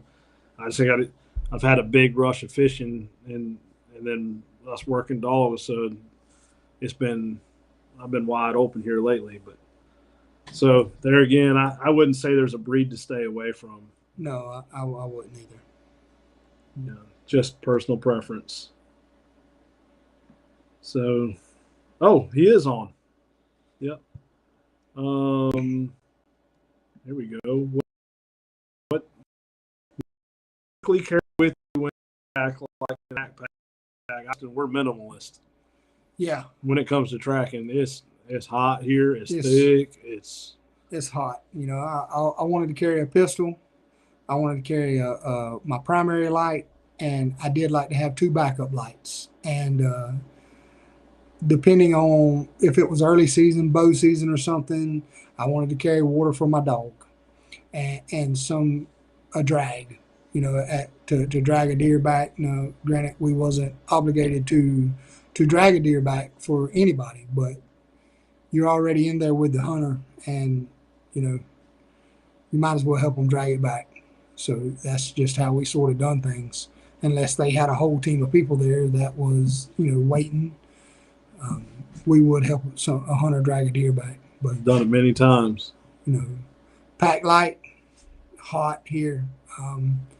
Yeah, a backpack for me just is not practical. No, it wasn't for me. It's thick. I mean, I don't think people realize when we say thick what thick is. Yeah. I mean, it's a little different in our area, especially on the thick side of things. I mean, and obviously a GPS. You know, we always had our Garmin's on us, so that I guess that goes without saying. But I will say that, you know, Garmin, your primary light, 2 backups, your sidearm, and obviously, I mean, I'm the type of person when I put my breeches or my shorts on, my knife's in my pocket. So, you know, those things there. And I guess outside of my standard gear, it was just water for my dog. Right. Yeah, and depending on where I'm at, if I know I'm in the swamps, I'm not even carrying that. I go as light as I can go. Right, yeah. Now, if we was somewhere with a lot of water, there wasn't no sense to haul water when there's water standing everywhere. And in our area, that's something that's very common anyway. Oh, yeah. Randy Vick said peroxide. He likes to spray peroxide on spots that look like blood. Hey, that's always a good idea. Yeah. There's nothing like, you know, you could just grab a leaf if it's gut shot and just lick it, and then you'd always tell. Yeah, or grab one of the milk duds and see if exactly. I have seen someone do that. Yeah, right. Nah, it's not for me. And yeah, really, I didn't lick gut shot leaves neither. No. And now after COVID, I can't even smell them. No. So that's. I said, Joey introduced me to a backpack that's small, but more importantly, it sits low so a fat man doesn't have to bend over extra to keep the pack from catching vines. That's important when it's comfortable to a fat man. And I've tried those, but Tommy, come here and track with us sometime. Whew. You know, nowadays, I wouldn't be against trying a chest pack. Because like turkey hunting now, I don't wear a turkey vest or anything else. I wear a chest pack because I'm mobile and it's not in the way. So I would entertain to try one, but I'm not going to tell you I would fully incorporate it. So what I did, Brandy, grab my Dan's vest. I bought a Dan's vest this year. The coon vest? Like a coon vest? Yeah. You ever seen one? Sure have. So I got that because of all the pockets that it has in the front. Right. You know, and it has like a small game pouch in the back. Right. Where I could put my lead in or something like that, but it wouldn't be cumbersome. And I got to thinking about that because I do need to carry some stuff, but a backpack just like you know how our Right. woods are here. It's just not practical. It's I think one thing, I mean, and we never carried one because just being younger, but being older now and thinking about things, I think something that's very important to carry. You should always carry a first aid kit. yeah. Yeah, because you run and stick a stick in you, stick a stick in your dog, super glue Yep. for a bandage. That's always. So here it is. If you guys can see, she had it my. So there it is. Those are the pockets on the front. And it's good high vis. Yeah, it's high vis, and that's one reason why I got it. But it's got a spot here for your Garmin. You can put a water bottle in there. It's got zippered pockets, but it's very light. Right. And you can still get through some pretty spots with that on. Right. Yeah, that's I like the way that's designed there. Yeah, so I'm gonna see. I bought it this year. We'll see how it works out. Might be one of those things that it looks good on paper, but really it's not practical. Right. Jason Bell said bug repellent. Absolutely. Something that we don't talk about a lot as trackers is ticks. Or I shouldn't say we talk about ticks. We complain about them. So, but the tick diseases, the Lyme disease, and yeah, I mean alpha girl syndrome. So, one particular place I'll tell anybody, if you're ever in Florida and you ever draw a quota for Andrews WMA down in Levy County, or you have to track that place is terrible. I went to track a deer in there. I got Buddy that one time when stopped and picked Buddy up. We went down and tracked a deer. Me and got Buddy and had Mac and me and Amanda went. And the hunter told me, he says, you can hear the ticks crawling in here. I thought, okay, we've been around ticks. So when I got back to the truck, my whole body was crawling. I remember when you called me, cussing me. hundreds of ticks. I mean, just that, if not thousands. All my legs was crawling. So it was. That place is the worst that I've ever seen in my life. So one good thing for ticks is a lint roller. Got a lint roller rolling all over, and stopped and got the lice medicine, the rid. Poured a bathtub full and went and got in the bathtub. I mean, that was the best thing I know to do at the time. And there, it's like they just have a massive infestation of the sea ticks. Yeah, I've never seen any place like that. But, we really need to be more mindful of insect repellent and tick repellent. Yeah. I mean, because as trackers and, hunters and woodsmen, that's something that doesn't get discussed enough. And I've got a lot of friends that's gotten Lyme disease and alpha girl syndrome. Right. That alpha girl, everyone talks about Lyme, but man, Daryl Holmes. Yeah. When you can't eat meat anymore. That's well, I shouldn't say meat. He could eat. Can't eat red meat. Yeah, can't eat red meat. So you're limited for the rest of your life to chicken and fish. I mean, it's yeah.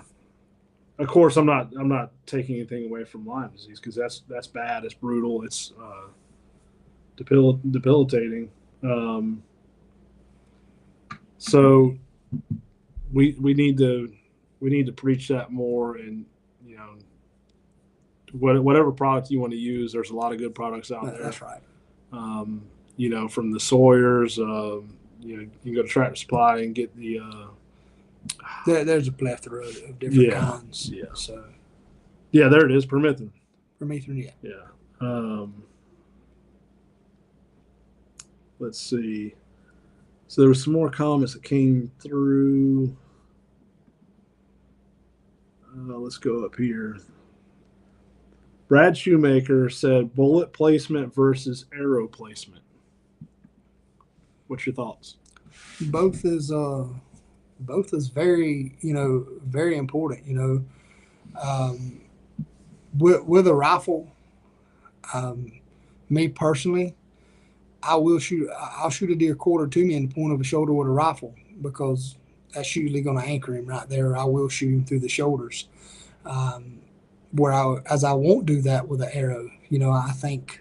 Yeah, people try to shoot high shoulder with an arrow. And there's a with an arrow. I believe I told you about this. The bow hunting simulator game. It's like $3 on the App Store. Yep. And man, it's pretty educational. And I always tell people, look, shoot to your exit point. Yep. Picture how that's gonna go through there. Obviously, bullet placement. You probably have you got a little more room for error, especially depending on the caliber of bullet you're using a lot. But then you get people that want a 2.5-inch cut broadhead. That doesn't take the place of shot placement. No, it doesn't. I mean, me and you've had this conversation because you've always been a fixed bladed man. Yep, always. I've always been a mechanical blade. I've always shot a big, meaty mechanical. Just because I always felt like the bigger hole in the right place just left more blood. I could be wrong, could be right, but I mean, it don't. I think the problem is, you practice a lot. You shoot more than anyone I know, whether it's bow, whether it's gun, muzzleloader, rifle, pistol. You shoot. I shoot. I do. People are buying these mechanical broadheads with a big cut and not practicing. They're buying because they think it gives them a higher margin of error, and it doesn't. And that is correct. It doesn't. I think a lot of people gets in their head, there's a deer I'm looking for, there's a deer I'm going to shoot. They don't pay attention to body language. They don't pay attention to angles. A lot of things I see is everybody shooting a bow. They want the deer's head down, the deer relaxed, when in my opinion that's wrong, because if his head's down, when you shoot, he reacts. Well, when he picks his head up, his front end is usually his pivot. So that's where he really has his opportunity to drop the most. Where if his head is up, he can't drop as far as fast. He don't have that pivot point there like he would. I try to pay if the deer's oncoming, if his near shoulder is back any little bit, I'm not going to shoot him. I try to wait for that leg to be straight down, or I really prefer that leg pulled all the way forward. That's what I really prefer, but that don't always happen. Right. Well, a lot of people doesn't pay attention to where that leg is. And I feel like they always you hear everyone always say, aim for the crease. Well, what happens when that leg's forward? That crease is forward. That's right. You're not going to get that deer. Yeah, you shot too far forward. Right. So, I feel like something that people does a lot is when, if they're 20 foot in a tree and a deer's 10 yards, they still try to shoot where they would if the deer was 30 yards or so. And, they're just clipping him down the sides. A lot of times not even getting into a lung, or they're only clipping one lung, instead of looking at that exit point and driving that arrow from the top side down through the top of the onside lung and through the bottom of the offside. Well, it goes back to that app. You and I both have that app, and that app has really opened a lot of eyes to hunters. When I asked them, hey, what angle was the deer at? Where did you aim? And I pull that out, and I'll manipulate it where that deer is facing the way that they said, and then I'll put the shot placement where they said, and then I'll click on it, and it shows the arrow running through, and it'll show exactly what was hit and what wasn't hit. And that has opened a lot of hunters' eyes, and it has saved a lot of time on tracks. I agree. Because so many times you think that's perfect, and then when they can see it and say, all right, well, this is what we're looking at. We're probably not going to get this deer. Right.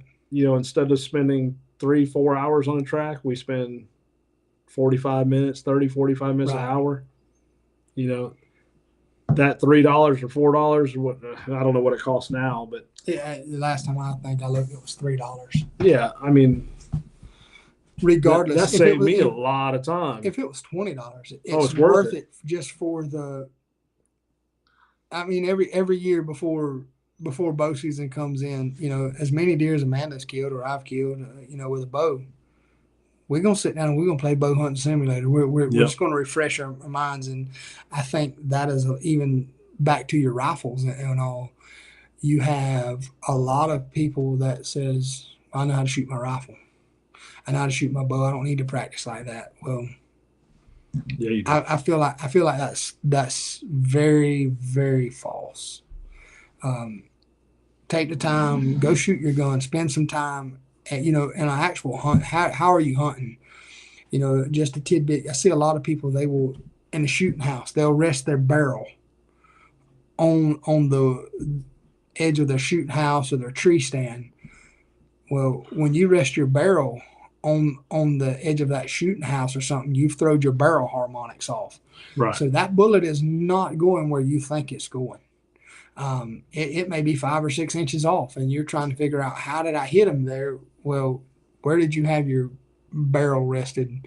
So always be cognizant of that you don't want nothing touching your barrel. Right. A lot of the guns I shoot, and one of the biggest things for the guys that has ARs, some of you have run into this, some of you haven't, and some of you may be chasing this. You'll chase accuracy. It's like, man, my gun was shooting really good. Now it's shooting, a 5-inch group with the same bullets. What's happened? And you've done chased the scope mounts. You've done chased everything on your gun. And in all reality, it's nothing but your gas block. Your handguard's tweaked a little bit. Well, when you shoot your barrel and it whips, that gas block is bumping that handguard. Yeah. And you don't have that clearance. And some people say, does that really make that kind of difference? Well, yeah, it does. Yeah. So, talked about bullet placement, arrow placement. Something I want to talk to you about, or them about, because you helped me a lot with this. Muzzleloaders. Man, it's a love-hate relationship with a muzzleloader. There's 2 rounds, I'd say 3 rounds, that outperform the rest, and there's one that always stands out. The one that always worked for me, and I was the old Hornady XTP mag, the cheapest you could find. Me and you'd had them conversations years ago about it. It's like, man, every deer I shoot with a muzzleloader, if he runs off, there's no blood. Some people loves the power belt bullet. I love them too. My dogs love them. Your dogs love them. Right. I've seen so many people shoot those, and will it kill a deer? Yeah, but man, if he runs off, you better have a dog. You better have a dog, because he's not going to bleed. There was another one you turned me on to, because there for a little while we couldn't get those Hornadies. It was the Barnes expanders. Yep, the Barnes expanders. All copper bullet. They held together. Yeah. But the old Hornady XTPs, did they shoot very flat? No, they didn't. But 99% of the time, you got a pass through and you had a blood trail. And one thing, some people I used to hunt with when I was younger, I was shooting them deer behind the shoulder with a muzzleloader, and we was always having to hunt them, and these guys they was just deadly. They was killing deer all the time and never having no issues. And they told me, they said, hey, if you'll buy them old XTPs, and shoot that son going square through the middle of the shoulder, so if you break both shoulders and break that front end, he may push around, but he won't go nowhere. And that was, for me, that was always big with a muzzleloader, because it never failed when I shot. It was one of those foggy mornings, and the fog I didn't have a clue where the deer went. Right. But shooting him through the middle of the shoulder with that muzzleloader always worked out for me. So we had a lot of comments coming while we were on this topic. So Michael Polio says, a great pack I highly recommend is the marsupial upland vest. Heard good things on those. Bow season South Florida, 6 to 8 bottles of water, a couple of Gatorade, and had tracks where that wasn't enough. I carry a water bag with vet wrap, baggies for organs, and a knife. My caddy carries a backpack with the other essentials, extra lights, collars, tick spray, etc. Again, I mean that's all good information and pertains to the terrain and the conditions you're tracking in. Yep. So Ralph Bennett says Repel Blue Can best he's ever used, and if Ralph goes home with one tick, he's in trouble. He won't be able to track anymore. So that must work. The Repel Blue Can. Yep. And Ralph spends a lot of time tracking. He's the owner of the famous camo. Oh yeah. So let's keep going. Crossbows. I'm a fan of crossbows. I love crossbows. I mean, I personally hunt with a crossbow. I have to now. I mean, I would love to get back into shooting a compound. But my shoulder. Right. Now, there's a place in Valdosta Life Outdoors. Mm-hmm. Jeremy, the owner there, right. He went fishing with me a couple of weeks ago, and he told me, he said, man, the last time you were in my shop was like, probably 7-8 years ago. I said, yeah, probably a little more than that. He said the bow technology has changed dramatically. He said you don't need a 70-pound bow anymore. He said, honestly, if you can shoot a 45-pound bow, you're going to kill anything you want to kill. But then he told me, he says, another thing that bow prices.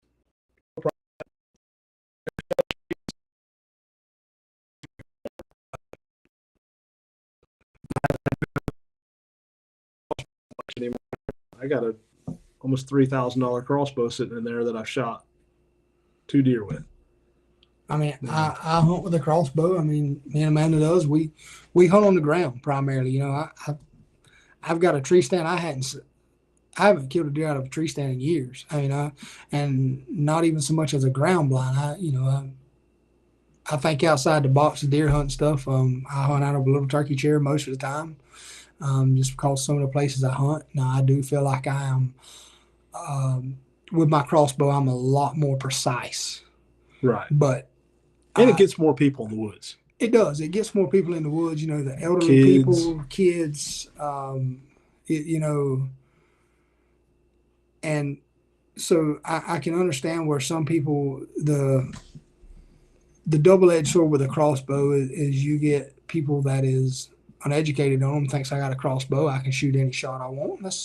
These new crossbows like mine that advertises shoot 100 yards. Well, I can shoot a group like that at 100 yards. I can shoot a group like that at 60 yards. But you sure can't dictate what that deer's going to do. Exactly. I'm not going to shoot it more than 30 yards.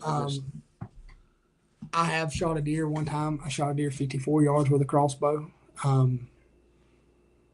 Luckily, the deer didn't move, and that's been a long time ago. Now I try to shoot everything 40 yards and in. But I just feel like I can be a lot more precise, and the amount of practicing I do. But also anything, you can never dictate what a deer is going to do. And if you hunt long enough, you're eventually going to make a bad shot. I don't care who you are. Like you said, you can't predict what that deer is going to do. I don't care. I don't care if you're the best sniper in the world. You can't predict what that. I mean, like that blink of an eye, a deer can twitch its head, and people try to head shoot. And that's right. And we're not talking. A big target. Everyone thinks, a deer's a big target. No, it's really not. No. I'm big. For me, I'm big on that. I like that top of the heart, low, bottom of the lung. Just that's because, where you hit them.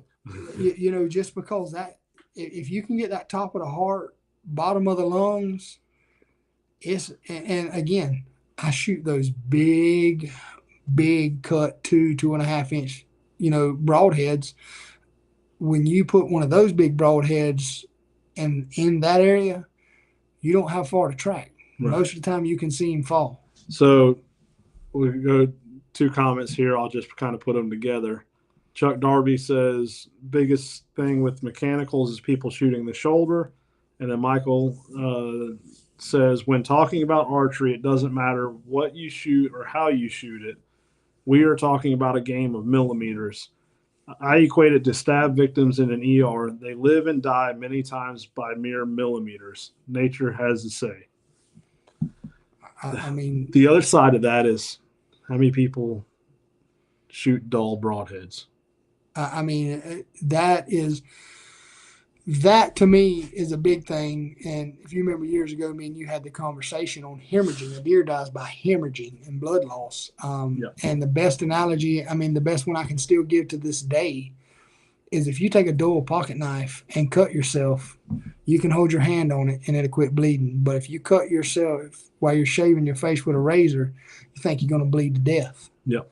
Because of the sharpness of the blade. And that is, even down to the comment on the millimeters and all. You're right. It's, I guess Fred Bear said it best. You aim small, you miss small. Yeah. I try to be extremely precise, but one of my ways of thinking with the big broadhead I shoot, and again, shoot mechanicals. There was the comment there of a lot of people tries to shoot the shoulder, and you're right. That's a mistake. If you was shooting something like a Montec or something of that nature, you got a lot more forgiving if you hit the shoulder. Right. But if I'm shooting that big, meaty mechanical, I've got that little bit more leeway. And usually But you don't want to take shots because you have leeway. No, absolutely Just not. like someone with a 300 Win Mag or a 338 or a 7 Mag, you still don't want to take questionable shots. No, absolutely not. Guess what? You're not going to get that deer. I don't care what. I mean, how many deer we tried? Somebody said I shot him with a 300 Win Mag. A pile of them. And they've shot him, right over his spine. Yep. I've seen it done. You've seen it done, but now I still have it in the safe in there, but I bought a 22-250 from you years ago. Remember years that? ago. And so I took it out, and I was hunting in Madison on the farm there, and we had some coyotes. And I said, you know what? I set Brandy up in the stand. I said, I'm gonna watch this field because we kept getting this big female on camera. Well, it was really cold that morning. Brandy texted me, said, hey, come get me. Let's go to breakfast. I said, okay. Turn the corner. Here come a doe running right across the path in front of me. And she didn't run for me. She was looking back and she was moving. I said, dang, there's got to be a buck chasing her. And there was a big old 8-point. And all I had was that 22-250. And, I propped up and he stopped. And I shot. And I look up and I was like, dang, where'd he go? I thought I missed. I said, deer didn't run off. And I get up there and I shot him, perfect, about 4 inches behind the shoulder, and he just fell in his tracks right there. Mm-hmm. I didn't hit spine. I didn't, and it was a little old 22-250 with VMAX bullet. So, and to explain that is when you're shooting something running at those velocities, you get something, when you reach hyper velocity of some things, some of the deer you've got from me on depredations that I've shot with my Valkyrie, shoot him right behind the shoulder and he falls right there. But when you go to skin him and you look in the blood vessels in his hams is devastated. It liquefies them. So that all of that energy and the speed of that bullet, when it hits, it just explodes right there and delivers everything at one time. And that sure ain't no 2.5-inch cut. No, and it just liquefies them. Do they bleed? Nope, won't be hardly a drop. But when you pull the hide off of them, sometimes you better watch out because it's like hitting a water balloon. Right. I can't tell you how many deer I've shot with them little blistering fast rifles that has when you snatch the skin off, that I've been painted with blood just right. because. So I'm going to skip over a few comments and then we're going to go back to them. Okies East Kansas Deer Recovery. Do you plan to add a tracker search engine to your webpage like UBT, or do you consider it unnecessary with the current apps available? The plan is we will have that. We got some other things we've been working on, but that is our goal. However, as just like anything else, the tracking world's evolving. Tracking's really changed with social media, all these state groups. Probably the best resource is your local state groups. Every state has a state tracking group now, but I think even more so when we start looking at the younger generations of hunters, apps is where it's at. Yes. It may not be there now because most of them are new. I mean, you can see behind me, we're advertising an app right now. And the reason why we're advertising this app is, they do a great job to vet the trackers that is on their list. I got a text from Shane Simpson today asking about 2 trackers and their certifications and if I recommended them. And that says a lot about that platform, because not to knock any certain list or any certain groups or organizations, but I'm not a fan of just paying $25 and you get your name on the list. No. Anyone and their brother with a house dog bring their Yorkie out there that's never been trained, never tracked a deer, but they paid $25, their name goes on that tracker list. They might get a call and then cost someone their deer. I'm not a fan of that. And so, be the deer of a lifetime. Right. So I just want to put that out there. It's never a bad idea. You're never wrong with waiting for the right team. That's right. To waiting for somebody that has credentials. So we're gonna, when we do this, there's going to be some criteria that has to be met to be on our list. So it is coming. So let's go back up real quick and touch on a few things. Megan Schmidt says 1 out of 10 muzzleloader track recoveries in 2 seasons.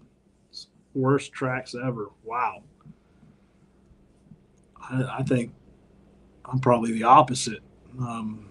I look forward to muzzleloader season because we get more easy tracks. Yeah, I mean, I'd say just because of a lot of times the lack of blood that a muzzleloader leaves, but I mean, will be a great shot, Yeah. But again, you have the smoke. Yeah. So the hunter don't know where the deer went. There's no blood, and in today's world, people has got where they rely so much on the tracking teams, and the bittersweet side of that is some people they've lost the ability to know how to track game and a lot of woodsmanship there. But on the good side of that is people is now learning to listen that if you're not sure and your hit's questionable, just back out and wait. Call a tracking team. You walk in there with a dog and 5 minutes, 25 or 30 yards, a deer's laying over there. You got them. And believe me, I love those phone calls. Hey, they're great. Because I don't get many of them. Right. Muzzleloader seasons, when I do. Again, we're in a kind of a different area here. We have a lot of avid outdoorsmen in our area. That is correct. And probably, and I don't want to say this, Megan, but I have to say it. And I'm curious as to details of the 1 out of 10. But I wonder if it's people are too lazy to shoot their muzzleloaders inside. Oh man, that's. And I'm going to be honest, and Dustin will back this up. I stay so busy, I just don't have the time. No, you bring them to me. So I bring them to you. Yeah. And you won't take any money from me, but it works out in the end. It works out. But I got to pay rent on some duck decoys sometimes. there you go. You know, one thing I see hunters do is they have a big misconception of boar sighting. Had a guy, I mean, just very recently, he was talking about he never killed a deer or never killed a buck, and he'd missed several. I'm like, man, how did you what are you doing to miss these deer? Did you sight your rifle in? And he said, well, it come boar sighted. And he had never verified his gun, and that is wrong in so many ways. Yep. And you see a lot of hunters. I sighted my gun, my 30-06 in with a 150 grain core lock, but they're shooting, 180 grain power point, or they're shooting a 150 SST, or they just whatever says 30-06 are sticking in their gun. Well, the other side of that. And you know this because you shot this rifle that I have. You mounted the scope. My 308, my Weatherby 308. Mm-hmm. The twist rate in that barrel will only allow me to shoot 150 grain bullets out of that. That's just what that gun likes. And if I try to shoot a 168, it's all over the place. Mm-hmm. Well, Weatherby, they like to play games. And that twist rate in that barrel is for a 150 grain bullet. You shoot anything else. That twist rate is, we can go down this rabbit hole and get so far down it. I know. That twist rate versus that barrel length, that twist rate may stabilize a 168, but it needs to be 2 more inches longer to get that one more revolution, But the thing is, don't think that because you read in a magazine that 168 grain is optimal for a 30 caliber bullet, that's correct. Because if I shoot a 168 grain bullet out of that 308, I'm going to have about a 10-inch group. Well, this group right here, this is a 5-shot group that I shot earlier with a Ruger SFAR 308 with 150 grain, 1776 ammo. I was proofing the gun out for a friend of mine, and I know another guy. He says, "Hey man, his gun shoots 168's great." Now, has he tried our ammo? I'm not sure, but he told me that gun shot it shot 168, so it was good to know. But that particular gun, obviously, it likes those 150s pretty well. And that's just a standard 150 grain Sierra Game King. Right. I had to flip the camera around because someone said that they couldn't read the banner behind us because it looked mirrored. So I had to I had to flip it around for them. But yeah, that's something to consider, because shoot your gun. Right. And when you get your gun where you think it's sighted in, shoot at least a 3-shot group to see what it's going to do. The other thing, and you and I have talked about this for years, people go out there, they'll shoot their gun, pattern it, and then they'll clean it. Mm-hmm. But they just sighted in with a dirty gun. Right. So especially muzzle, this really comes into play muzzle loaders. Exactly. I do. So most people, when they clean a gun, they don't clean it. They don't clean everything out of the barrel. And I just don't clean it. Right. For your standard, most of your deer hunt guns, you leave it like it is. But after you run that brush through there, or you run a boar snake through there, shoot your gun 2 or 3 more times to make sure that it is still hitting where you want, because that barrel now has to acclimate back to the copper fouling in the barrel. So when you've stripped something out of that barrel, or you've removed something, you've changed the harmonics of that barrel. Yeah, and muzzle loaders you see it the most because it's a pain to shoot a muzzleloader, sight it in, clean it. But you and I, we've always done it. 3 shots, clean it. Right. 3 shots, clean it.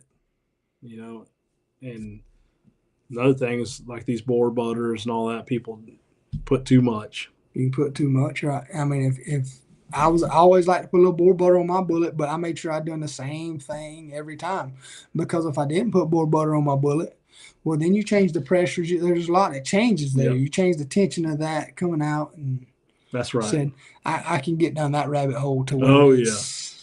So we'll get through these pretty quick. Another one from Michael Polito.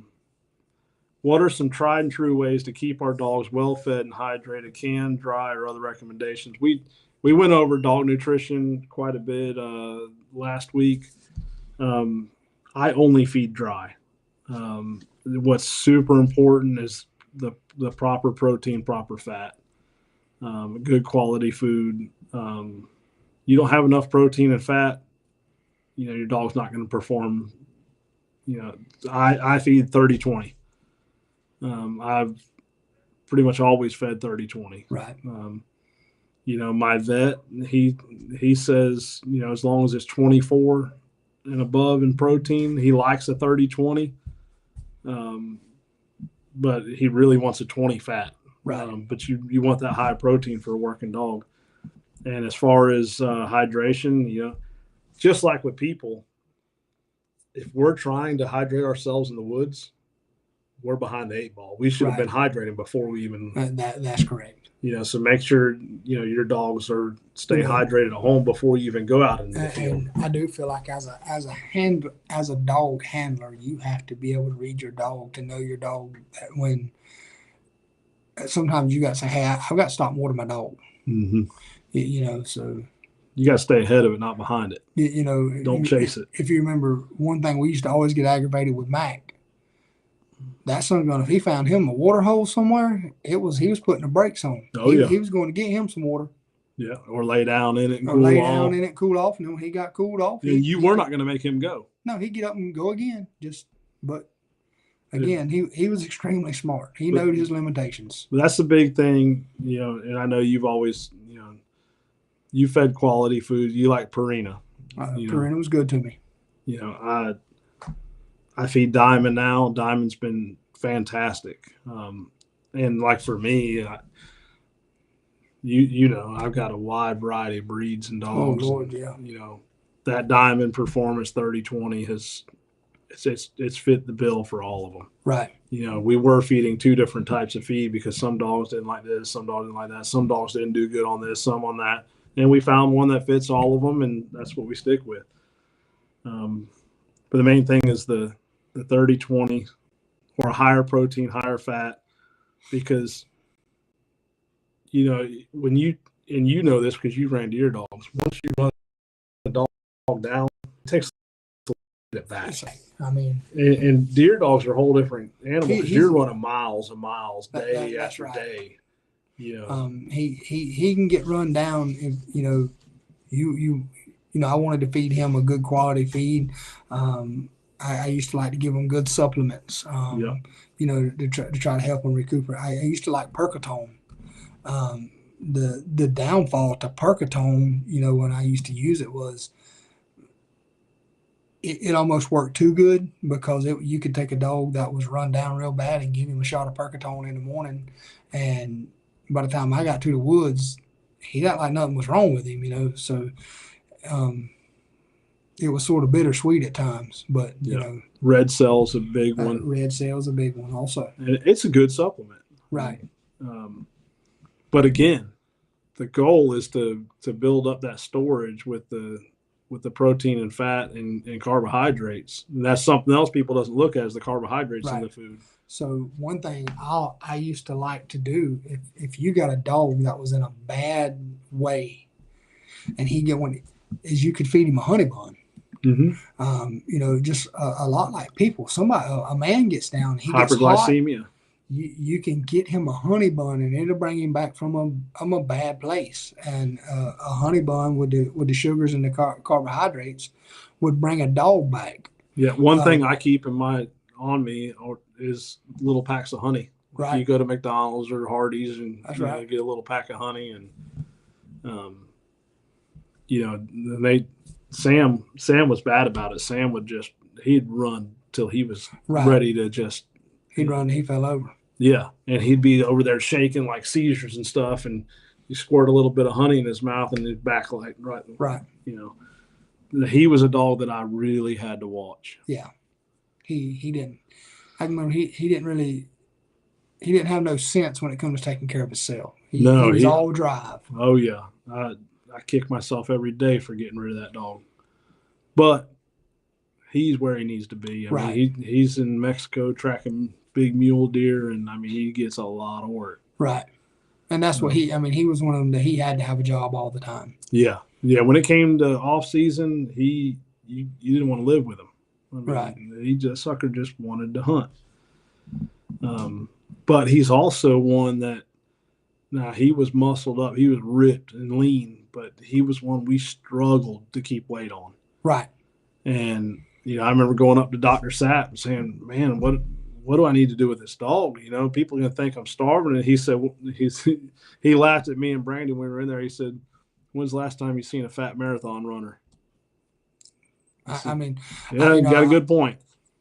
Well, you think back to that shorty dog we mentioned earlier. You couldn't keep weight on them. Well, I mean, and you could feed them and feed them and feed them. And during the week, I was at work, wasn't hunting or something.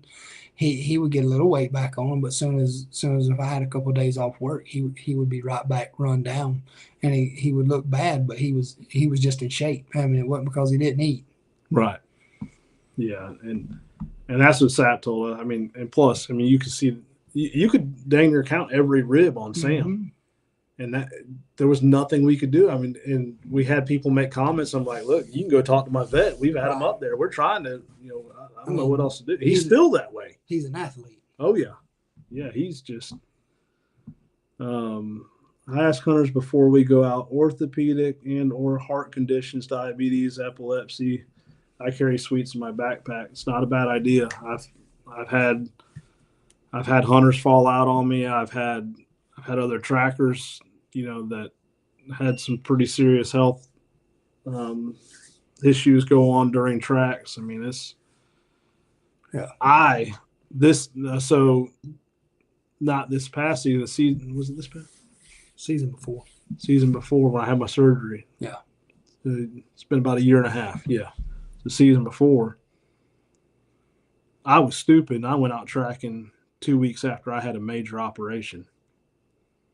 And I got a mile into the woods, no, a mile and a half, and I literally laid down and could not move. Mm-hmm.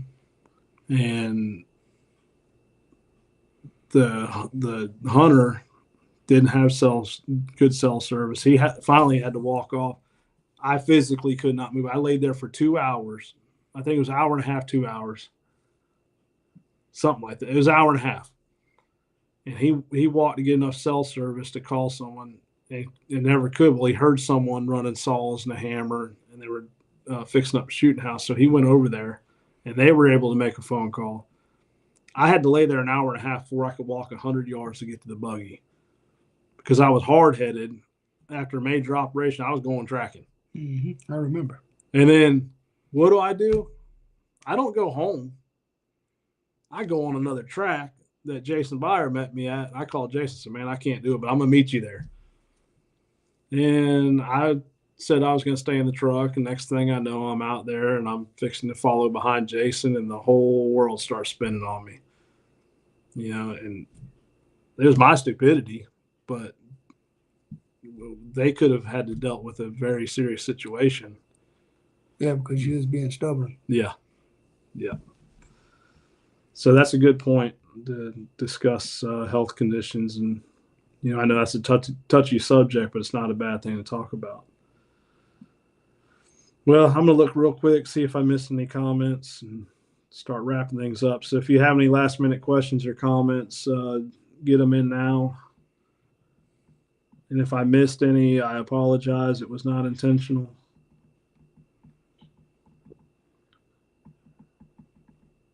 Let's see.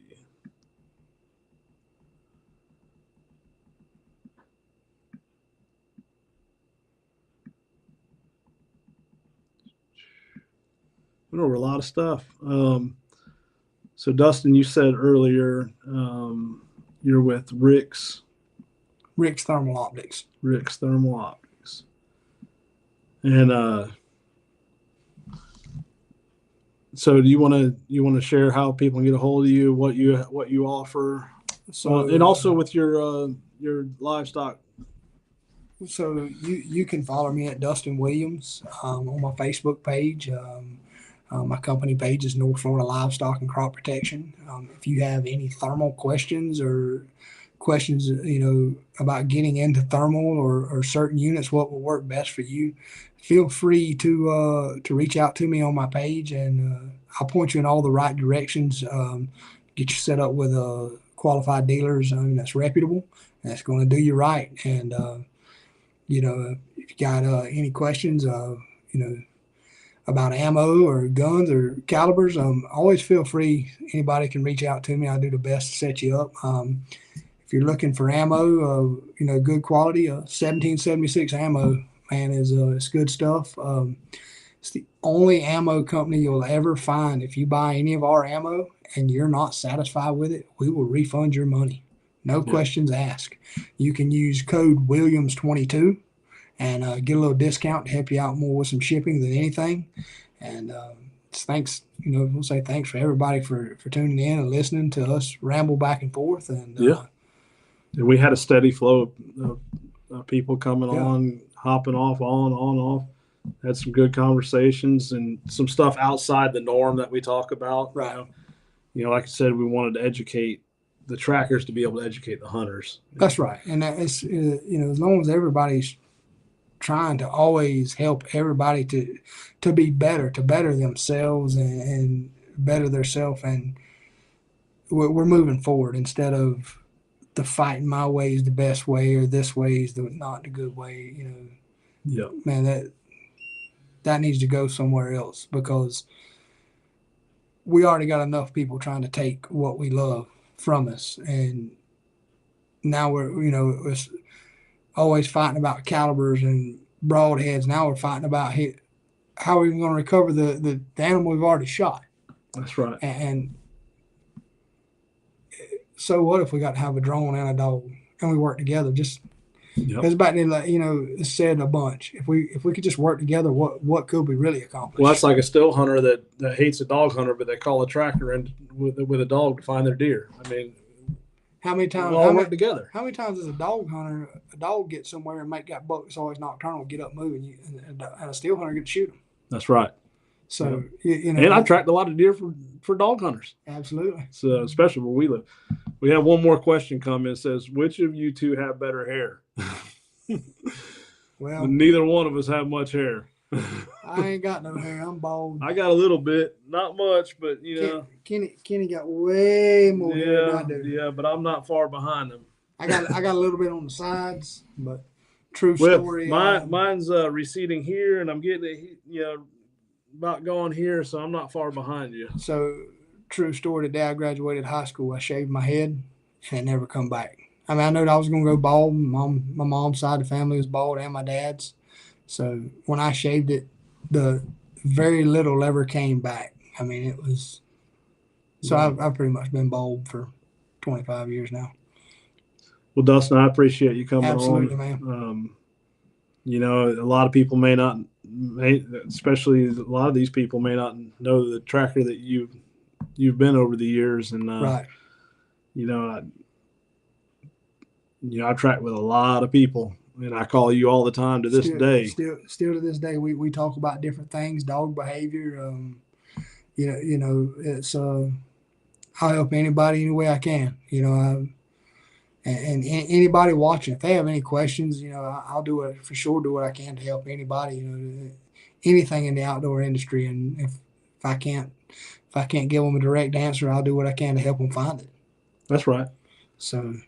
And just one last little thing, talking about the 6.5 Creedmoor, and Dustin, he'll see me get on there, a Rage Broadhead 6.5 Creedmoor, and I'll get on these Facebook chats and I'll get people going.